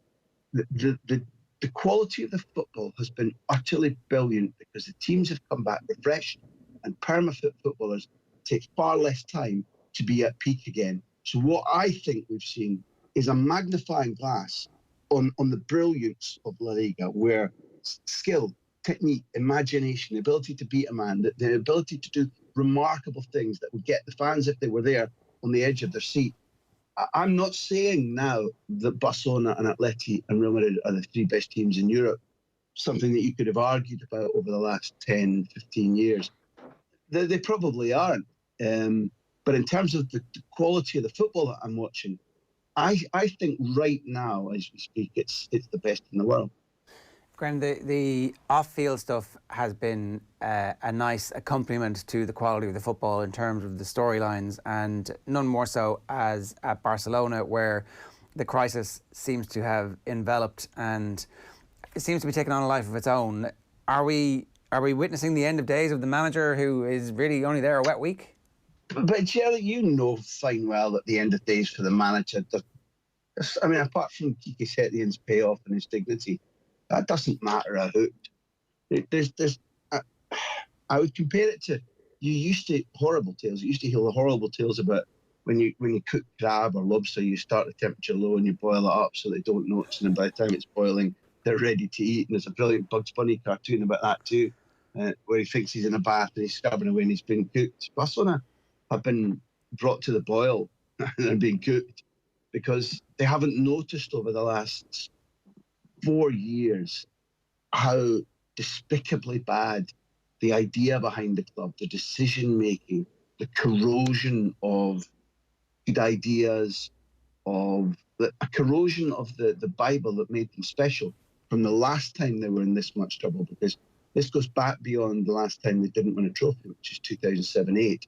And at the moment, although it's not impossible that they either win the league, and the quick stat there is that Barcelona's draw last night against Atleti means that they've drawn 3 times since the restart. They've tossed away their lead. Real Madrid lead the league by 1 point. They've got Getafe at home on Thursday night, where I'll be co-commentating, after which there are 5 games left. If Real Madrid beat Getafe, it's a 4-point lead. Now, all I'm saying is that the last time Barcelona as an institution were in this much of a mess was 2001-2, 2002-3, before the Laporta revolution, the change that brought a reversion to Cruyff principles. Those Cruyff principles have made Barcelona, without question, the single most successful club in the world from about 2003 until yesterday. But what's happened is the club, the board, certain players, agents, hired hands have all gone either, well, we know better, or what went before doesn't matter. So what we've got now is not just a referendum on Kiki Setien's job, because he won't last. There's no, and the most likely scenario is that the board, which has got 1 more year of mandate before they're obliged to call elections, that they tough it out, that they don't do the decent thing and resign. They probably try to hire Ronald Koeman. He's got the European Championships in theory, God willing, next summer. They'll probably say to Koeman, okay, in the meantime, coach Barca for a season, and then we'll free you to prepare for Euro 2021, 20, whatever you like. Because everybody reckons that the incoming candidate, Victor Font, will win the elections. He will want Jordi Cruyff to be director of football. He'll want Xavi to be the coach. Whether he achieves those things, who knows, lads? But that's what he's going to want to do. So anybody who's taken over from Kiki Setien knows that there's a fighting chance that they've got a year, 1 season, a season that, who knows, could be disrupted by another explosion of a pandemic. Who knows about that? I'm not a doctor. But the key thing is, it isn't simply the team that looks flaccid and a training ground which is run by a hard coterie of senior players who haven't dropped their levels in terms of training or how fit they are or how determined they are to win titles. What they've done is, because they're players, not a coach, they've not noticed how different environments are in winning training grounds around Europe, and it's cost them. Because even as determined, brutally determined footballers like Piqué, Suarez, Messi, Busquets, Alba, there's your hardcore, there's your Praetorian guard of players who kind of will never come out and say it, but act as if we own this club, we own this dressing room. And they're good enough to be neck and neck with Madrid right now. They were good enough to go to the semi-final Champions League last year. They've been good enough to do this and hold Madrid off season after season, because as well as being brilliant footballers, they're tungsten, tough, hard men. But are they able to run a club and run a squad and run a dressing room? No. So there's been corrosion after corrosion after corrosion of standards from top to bottom, to the point whereby, boo-hoo, I'm not a Barcelona fan. What I will cry about is if we lose the Cruyff way of life, if we lose the principles. I don't particularly care which club they're applied at, and you can find versions of them around Europe. But Barcelona became the leading light, the torchbearers for a brand of football that the world fell in love with. It's one of the principal reasons that we've been talking for 17 years, and it's being eroded right now. And that's the thing that I find most distressing to watch. Human fallibility is almost boundless. The Praetorian Guard that you detailed there, none of them are new. None of them have arrived in the last number of seasons. And the figures have been 700, 800, 900, $1 billion spent in the last invested. Obviously, some money comes back in as players move out as well. But the signings have just been not catastrophic, but not great, not good. No. You could go back to your first term if you want. Catastrophic, yeah. So much money invested and no significant influence on style of play, ability to win games, quality of defence, quality. Like, there's just been a constant churn of superstar players who come, somehow get cowed by the Praetorian Guard or bad management and disappear. Both. I mean, there's one of the players who's come who was left in pieces by trying to build a footballing relationship with Messi. Now, my point of view is that life is hard, life is tough. You've got, in whatever sphere you're working, you fight to survive, irrespective of how much quality you've got. So I'm not endorsing that player's point of view, but there is a player who's part of that influx whose sporting well-being is in pieces because of how tough it is to build a football relationship with Leo Messi. And when the door is shut and things go cold, it goes very cold. Because Messi is, he has standards that are at or around the level of his genius. And what he hasn't got is the ability to be flexible and say, I understand your difficulties, or I'll help you, I'll bring you along, or it's not like that. It's like, well, Alba understands me, Busquets understands me, Piqué's always understood me, Ter Stegen understands me, work my way or else I'm not particularly interested, and that applies upwards to the current coaching team for whom he's got very little respect. And, you know, when the current coaching team held a group Zoom meeting, there was a couple of them, but one of the ultimate ones before the lockdown ended and training began again, I think a handful of players turned up 10 minutes late for the Zoom meeting, and one of them turned up last, the last one to turn up. What's this about? Is this important? I've got things to be doing. You know, so Dr. Ferguson, you know, in response to your question, would have said, listen, irrespective of who these Praetorian Guard are, and probably including Messi, if there's a demeanour that they're bigger than the club, if there's a demeanour that they run things, then they're out. And we don't need to quote case studies because everybody in your station knows them inside out. He wasn't infallible, Alex Ferguson, but he had it right about where the balance of power has to be.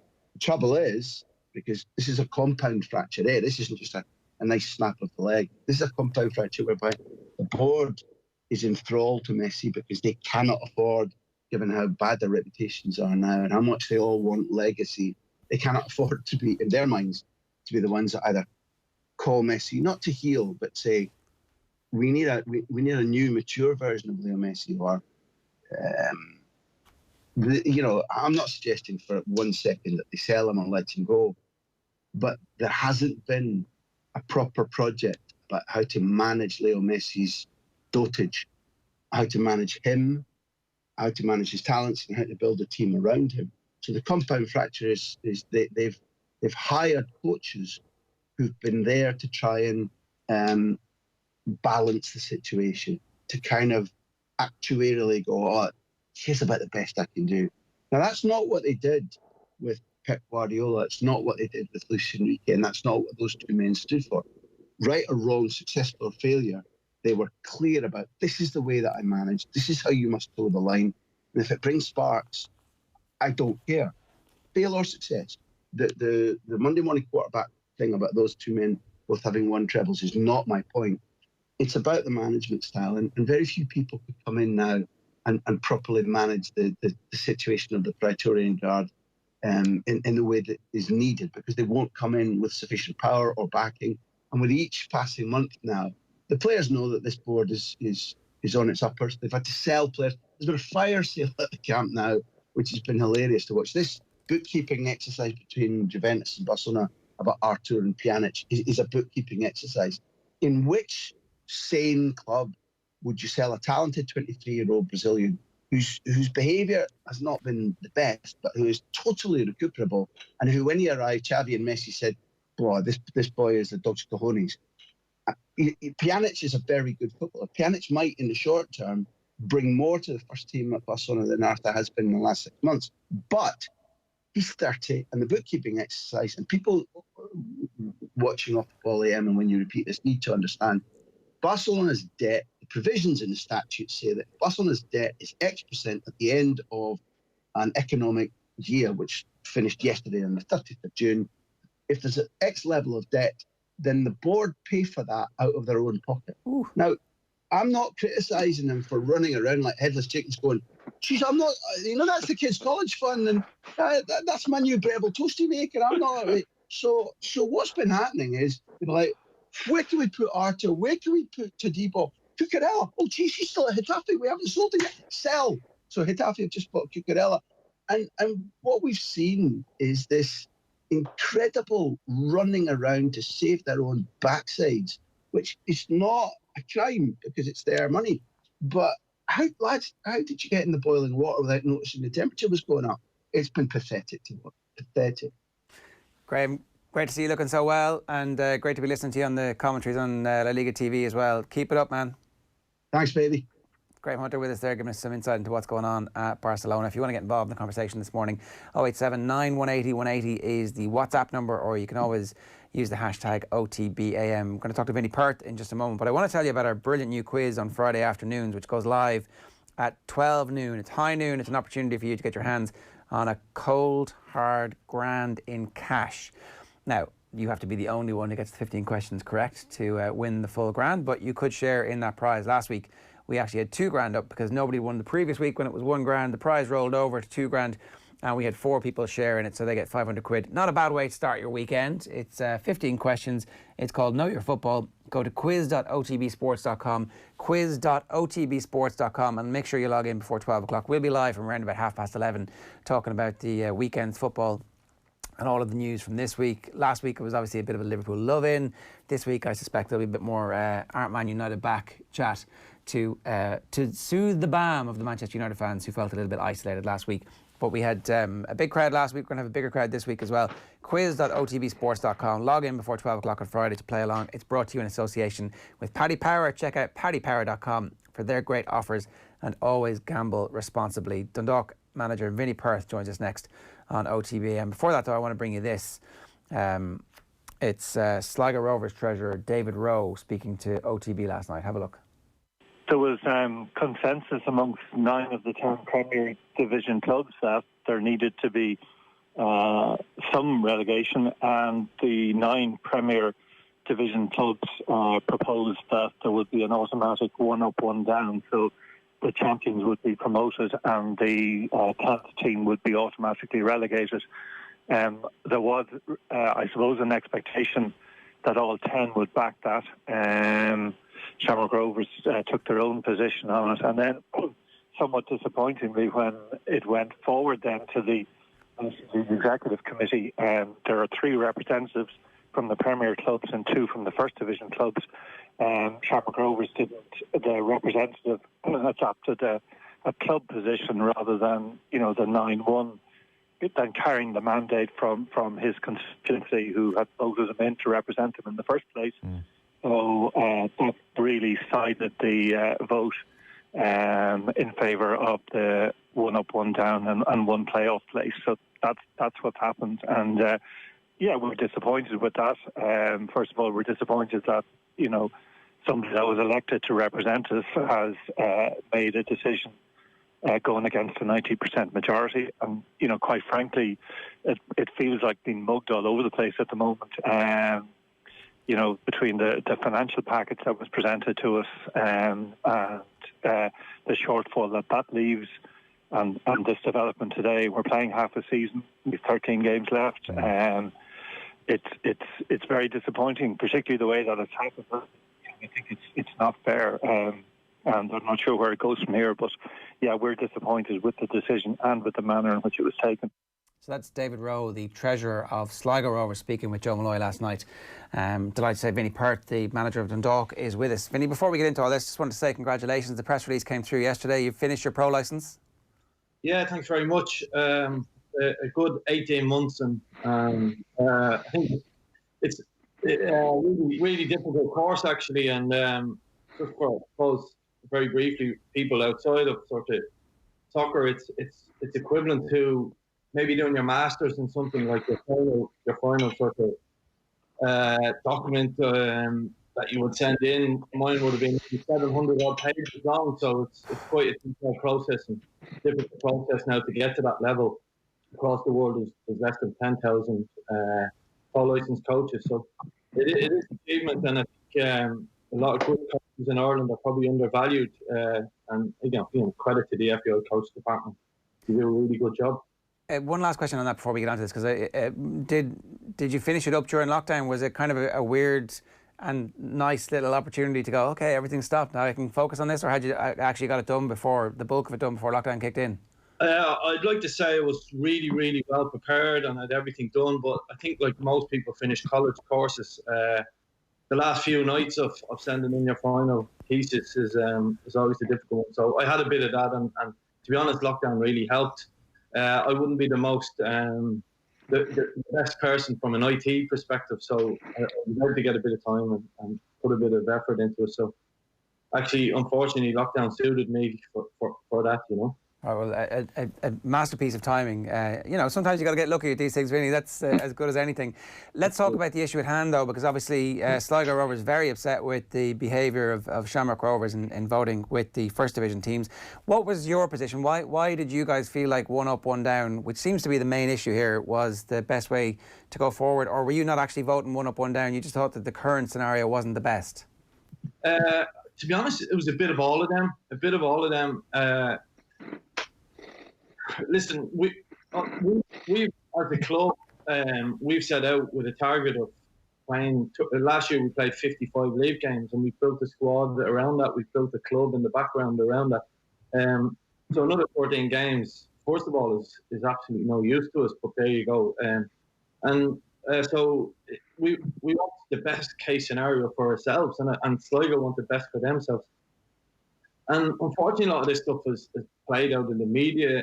I know I done a couple of articles myself last week, and I know, like, particularly in Ireland, we've got journalists who really care about League of Ireland soccer, and you have a lot of them on your own show. But I felt some of the articles become clickbait, for want of a better word. The headline, and all good journalists tell you, I don't like the headline, but there's been a lot of that. All for their own cause. Sligo are no different, and we completely understand their perspective. 9 clubs did vote for, in the Premier Division, did vote for a solution. It just happens to be that the solution that we voted for wouldn't be Dundalk's number 1 solution, but we have to go with the majority ultimately when they met as a group, and then really don't understand why we've gone down a different route. That's for other people to decide, but it's a difficult situation for a lot of clubs. And I know I'm rambling on a bit, but I think someone has to defend the League of Ireland. It's got a lot of criticism, particularly online over the last while, because we can't seem to sort out this mess. The English Premiership was heading down the same mess when there was talk of games being played behind closed doors, playing in neutral venues. The clubs in the bottom 6 were absolutely against it. The only difference was at the top of the English Premiership, by and large, everything was resolved bar the last sort of Champions League spot or two. And we were heading down the same thing. They rushed in, they made a quicker decision, and they were able to play at least at home. So it's a difficult situation we're all in Ireland, and we need a little bit of patience over next week to resolve it. Yeah. Vinny, it strikes me that the one up, one down, or one up, one down and a playoff isn't that huge an issue, in that one team would be relegated either way, and Premier Division clubs should back themselves in a playoff against First Division teams to survive. And if they can't, as unfair as a truncated season is, there's a global pandemic, you get on with it. That it shouldn't be that big an issue. That it almost feels that Shamrock Rovers have become this lightning rod because they turned their back on the Premier Division and went with the First Division, that we're going to have this long-running battle now that's going to dominate up to July 31st and a potential return, all over one club and off-the-field issues and problems that are going on behind the scenes, rather than actually getting football back. Yeah, and look, it's hard to disagree with that. I think in Dundalk we're stuck in a difficult situation. Shamrock Rovers have gone their route, and I can completely understand that. And we've backed the majority decision in the Premier Division. Ultimately, we've gone a different route. There's no right or wrong in all of this. And you're right, we've had a global pandemic. But remember, what we're looking at in the League of Ireland is we've a 3.5 month off season. We played 5 games. It will be 5 months before we play another game. We play 13 games and we take another 3.5 month break. So in Dundalk, that goes completely against what we're trying to build as a club and what we're trying to become. And I presume it goes against everything that someone like Shamrock Rovers invested in their club. So we're all in a difficult situation. Ultimately, I feel, and a lot of people connected to their club feel, that this stuff should have been rolled about maybe 4 to 6 weeks ago. And ultimately, we're here because we were fighting, clubs were fighting over money for so long, and there was no decisions made. I understand the FAI were in a difficult situation, but it took so long to get to this situation where we're trying to sort out effectively the final bits. And ultimately, I think football will be played on the 31st of July, but clubs have to fight their own corner. And we're not in the position where we're multi-rich clubs all over the country that can just get on with it. We have to.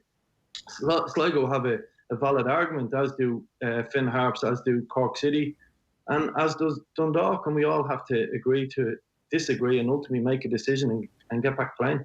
And Vinny, if you have a pair of headphones there, I don't know, it might make a bit of a difference to the sound. The lads are saying if you could stick them on for us, just while you're doing that. Nathan, is this going to have an impact, do you think, on fans' engagement with the league? Or if you're a League of Ireland fan, is this just kind of a bit annoying, and when football comes back, everybody goes back to supporting it the way they always did? Well, the League of Ireland, unfortunately, always pushes the envelope when it comes to there's no such thing as bad publicity. And we are going to be talking a lot about the League of Ireland over the next few weeks. It does feed into, well, what access are fans going to have to supporting their League of Ireland club? So at the moment, we're still looking at 500 people in a ground. Remember, that technically can include players, backroom staff. So for the likes of Dundalk, Shamrock Rovers, how do you decide who the other 200 are? And is it viable even to open the ground up for a couple of hundred more people? The talk is that the streaming service that Niall Quinn has spoken about consistently over the last few months may actually happen, and the games might be divided like the Premier League on a day-by-day basis. I think for the hardcore support, they've been through so much, League of Ireland supporters, at every club. Like, it's hard to think of a club that hasn't been through some form of crisis over the last decade, that they will stick with their team through thick and thin. But I think Vinny's on a really good point there. We had a panel 3 months ago nearly at this stage with Vinny, with David Rowe, talking about the issues facing the League of Ireland. And it feels as though we're still talking about the same things. Do certain clubs want to come back? Financially, do they feel it's worth their while coming back? On a sporting sense, is it worthwhile coming back when they could be relegated, when they may not have the full-strength squad? I see Waterford United, as we touched on, are in a totally different position. They have a load of players in the UK. Can they come back and train?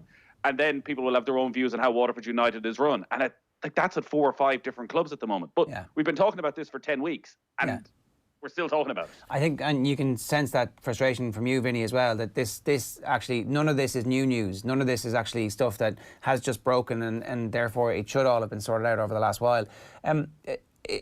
Just briefly, to give everybody a full picture here, what was your preferred scenario? It sounded like a longer season with loads more games was actually where football gets played, even if it is longer and into the winter, that was your preferred outcome from all of this.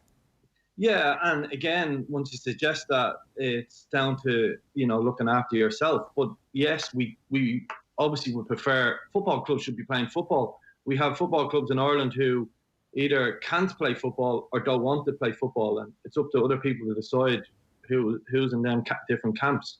But we want to play football. Effectively, vast majority of clubs want the league finished by the end of October. That's what they want. That's the only thing they can financially afford. And I understand why they're in that situation. Again, very understanding of that. The challenge that leaves is, how do you finish a league season this year with that?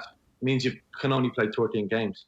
So ultimately, Dundalk have to accept that. We've only got a 10% vote in the league. We're only one of 10 teams.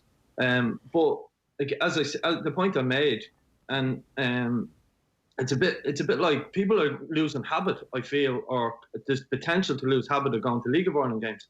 We will have played 18 games in nearly an 18-month period.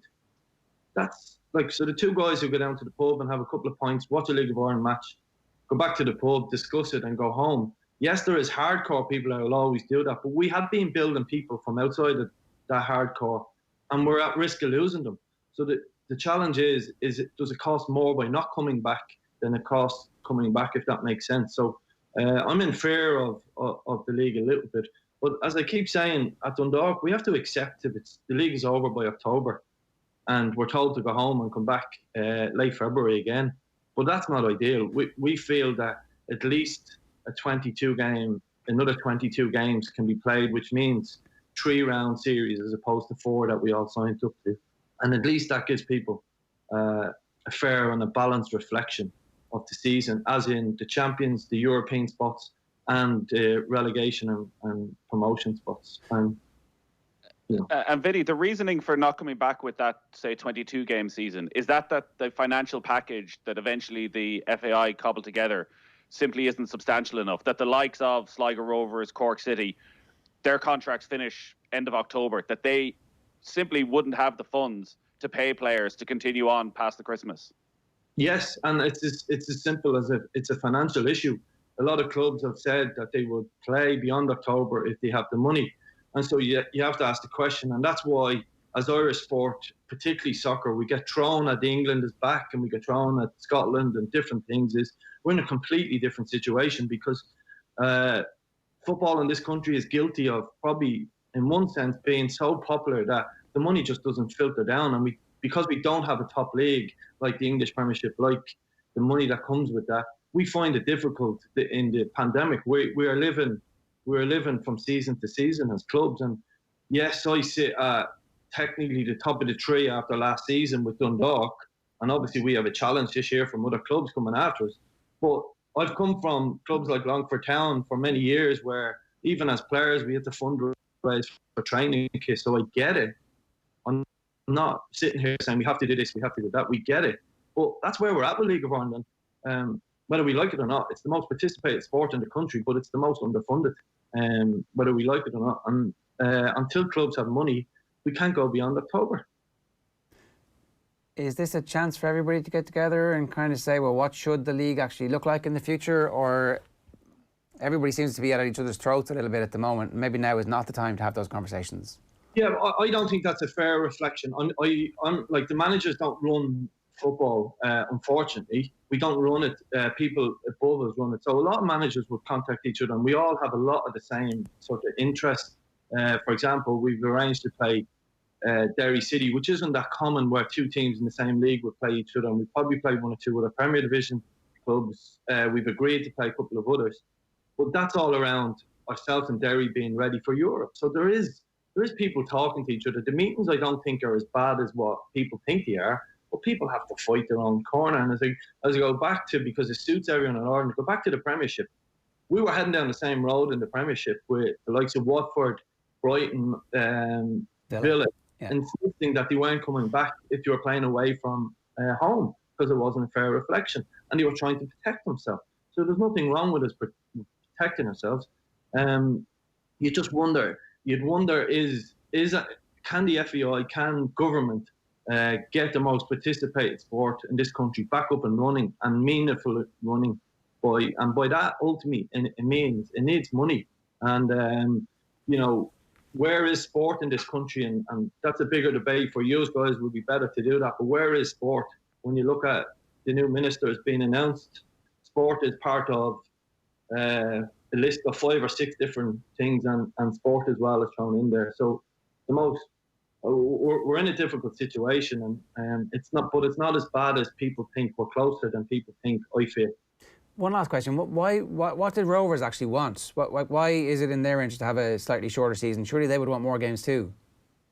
I don't know. To be honest with you, you could argue, like, this is where I haven't been accused of being balanced at times. This is where it would be balanced.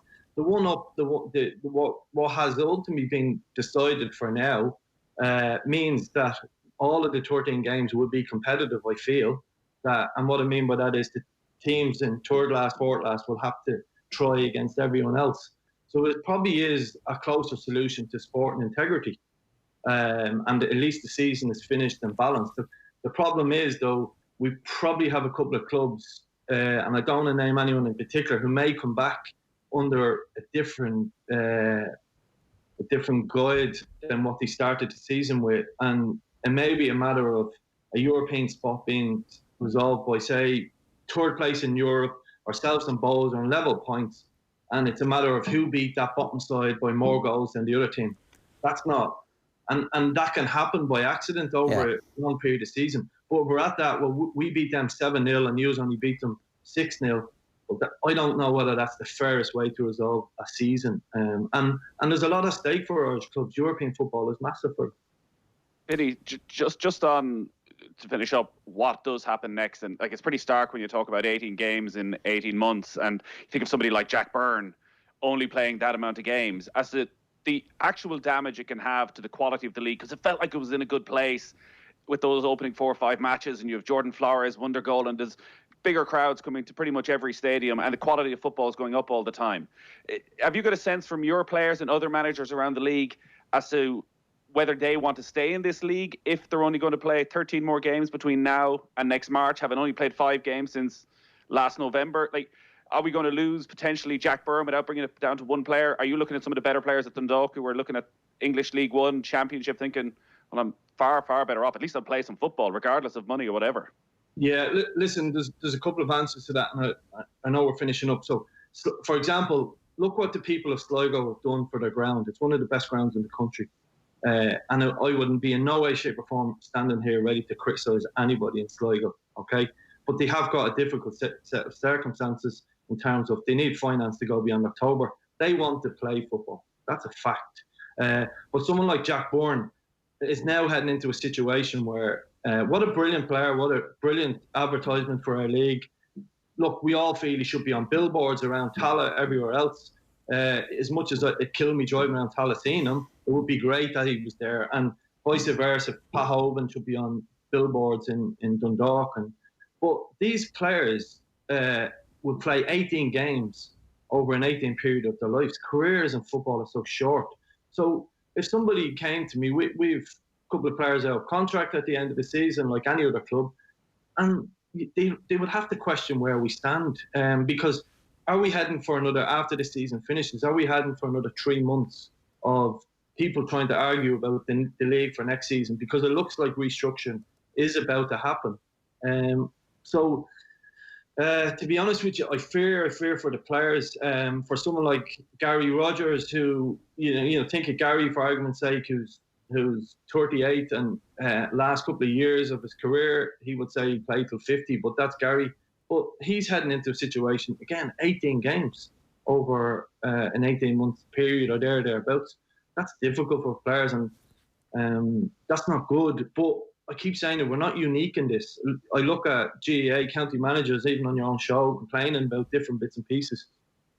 The lockdown was easy. Restarting is obviously difficult, but we are closer to playing than people think. That's the only good thing. I just wish it was a better structure we were coming back to. Yeah, well, look, the games are coming. There's 30 days to the first game. We wish you the best of luck with the restart. Congratulations on the pro licence, and thanks a million for making the time to talk to us this morning. Thank you, appreciate it. It's Vinny Perth there giving us some thoughts on the situation in the League of Ireland. That is pretty much all we've got time for on the show this morning here.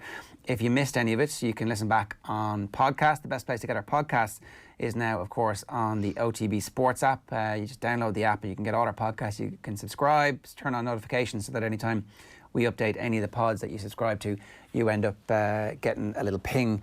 We talked about Bruno Fernandes and Manchester United on the show this morning with the sports news with Shane Hannon, sports pages and latest stories.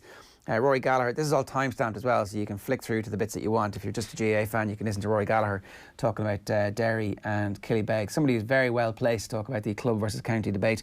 Dr. Kevin Moran joined us to talk about the protocols around COVID-19 if a player tests positive in your club, and it's going to happen. You can see that. Did you see the video of the house party in Waterford, Nathan? No. 64 people coming out of a house party broken up by the cops. An Airbnb, it turned out. Oof. So they just went away for the weekend, brought it from Dublin down to Waterford. Oh no, I presume these are locals. Okay. One of the tweets was they look very Waterford. So did they love their county? They did love their county. They love and look, it is happening. I mean, I think I would most definitely listen to that piece because I think it'll be a bit of a shock to the system for a lot of club players that if you're playing against an opponent and they test positive, that you are going to have to isolate and stay away from work for well, a couple of days at least. And I guess we need to say how quickly that contact tracing can get into place. But Do we have I'd imagine a huge amount of players wouldn't have even thought of that. Do we have a contact tracing app? No, we don't. What is it? Start of July. We don't have that contact tracing app. So it's going to be impossible for that not to be longer than a couple of days, I would suspect, as especially as the spike in cases happens. You know, we went from 10 cases to 24 cases, and we'll see exactly what happens next as people go out and start celebrating and no one's wearing masks. And you got to trust that the guy in the contact tracing will admit that he was at the party with 63 people down in Waterford. And that he knows any of them. Yeah. So look, stick your masks on. With Graham Hunter on talking about the future for Barcelona and the impact that La Liga has had on the general morale of the population in Spain. And then Vinny Perth, always very thoughtful, a great guest as well. I want to tell you about what's on OTB Sports Radio today. Chris Waddle Gold coming your way at 1 o'clock. A brilliant Chris Waddle feature-length interview. John Giles' all-time Wales 11, a retro panel from 2013. It's the sports photography panel. Guest photographers Lorraine O'Sullivan and Ray McManus. I'm pretty sure Lorraine O'Sullivan takes the iconic photograph of Keane and McCarthy after the 1-0 win against Holland in 2001, September 2001. And then Gold today from 6 o'clock. Paul McGrath talking about the Jack Charlton era. So just head over to the radio section on the OTB Sports app, and all that goodness is yours, free, gratis and for nothing. Feature-length interview tonight with Eamon Coughlin, Wednesday Night Rugby from 8 o'clock, and Andy Mitten on the football show from 9, talking about the fact that Manchester United are back. OTBM live every weekday from 7:30. You can listen or watch the show on the OTB Sports app as well as the usual places. We'll see you tomorrow morning for another bumper show. Best of luck. OTB AM. This is OTB Sports Radio. Off the ball. Salah takes